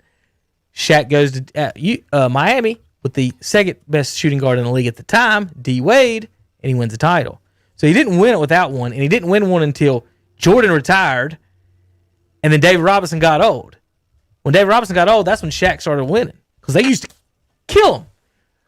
In fact, back-to-back years, Shaq got swept by Hakeem Olajuwon in the finals, and then next year in the playoffs got swept by, you ready for this? Luke Longley. The Bulls starting center. They swept him, Hunter, with Luke Longley at starting center. So Shaq at 39th is he's not there. Hell, Andre Drummond gets 2.5 more rebounds a game than Shaq does. And they trading his You know ass. Drummond's 8th all-time in rebounding? Who's number 1? Dwight Howard is 17th. Guess number 1. You should know this. You should know 1 and 2 without even trying. I have no idea. All time. Old guys. What? In what? 1, 2 in rebounding. Oh, Wilt Chamberlain, And Bill Russell. there you go. They both averaged 22 a game. Wilt Chamberlain 22.89. Bill Russell 22.4. The next closest was 16. Bob Pettit, Jerry Lucas 15. How about Dennis Rodman got 13 a game, and Barkley 11.69 a game. I want to know who this guy is. I'd like to meet him. His name is Swin Nader. Nater. Swin Nader. This other guy's name is Ira Harge. Let's just make a team with all the best rebounders in their prime. The best rebounders would be Wilt Chamberlain, Bill Russell. I'm going to name some people you might know. Andre Drummond. Elgin Baylor. And Dwight Howard. Moses Malone is our dude. Elgin Baylor. I'm going to have to start putting him on our list over here. I know he played for the Clippers. Hunter, he's 3rd all time in scoring, and he's 11th in rebounding. Like Wilt's 2nd and 1st. But besides that, ain't nobody else on there. I mean, Elgin Baylor is 3rd in scoring behind Jordan and Chamberlain. All right, anything else? Nothing from me. Tanner, you got anything? No. Did we miss anything I do not believe so. in the world of professional sports? I do not believe so. Football game for West and North Lincoln has been moved to Thursday. Was it because of weather Friday? Yes. Probably. That's okay. Now let me ask you something about that before we get off here real quick. If they're not having, the reason they used to cancel high school games for weather or rain was because they was lose gate money. Why now? Yeah. Try to save the field, I guess. You can't. Well, the tickets are already sold. 1. 2, there's no concessions. So what's the point? To save the field. I don't know what they're doing. Save the queen! Is it because the soccer team's got to go over and tear the field up too? Probably. Probably. Hunter, I don't want to make you mad or anything, but F the soccer team. Y'all can put a square on any field out in the country For real. between 7 cows and the local pond. Make the soccer team go. Play it away, Tanner. I just had to insult Hunter for a second before we go. Thanks everybody for tuning in. Shot Joxx, season 2, episode 13. Thank you everybody for listening, watching as always on our podcast video. We'll be back Wednesday live 2 o'clock. Hunter and Tanner will be back here. We'll be getting ready for more sports. Anything else, Tanner? Hunter? Nothing to add? Nothing. All right. See you guys Wednesday, KBC Broadcast. One of the reasons you do what you do when you wanna be me instead of you. 'Cause I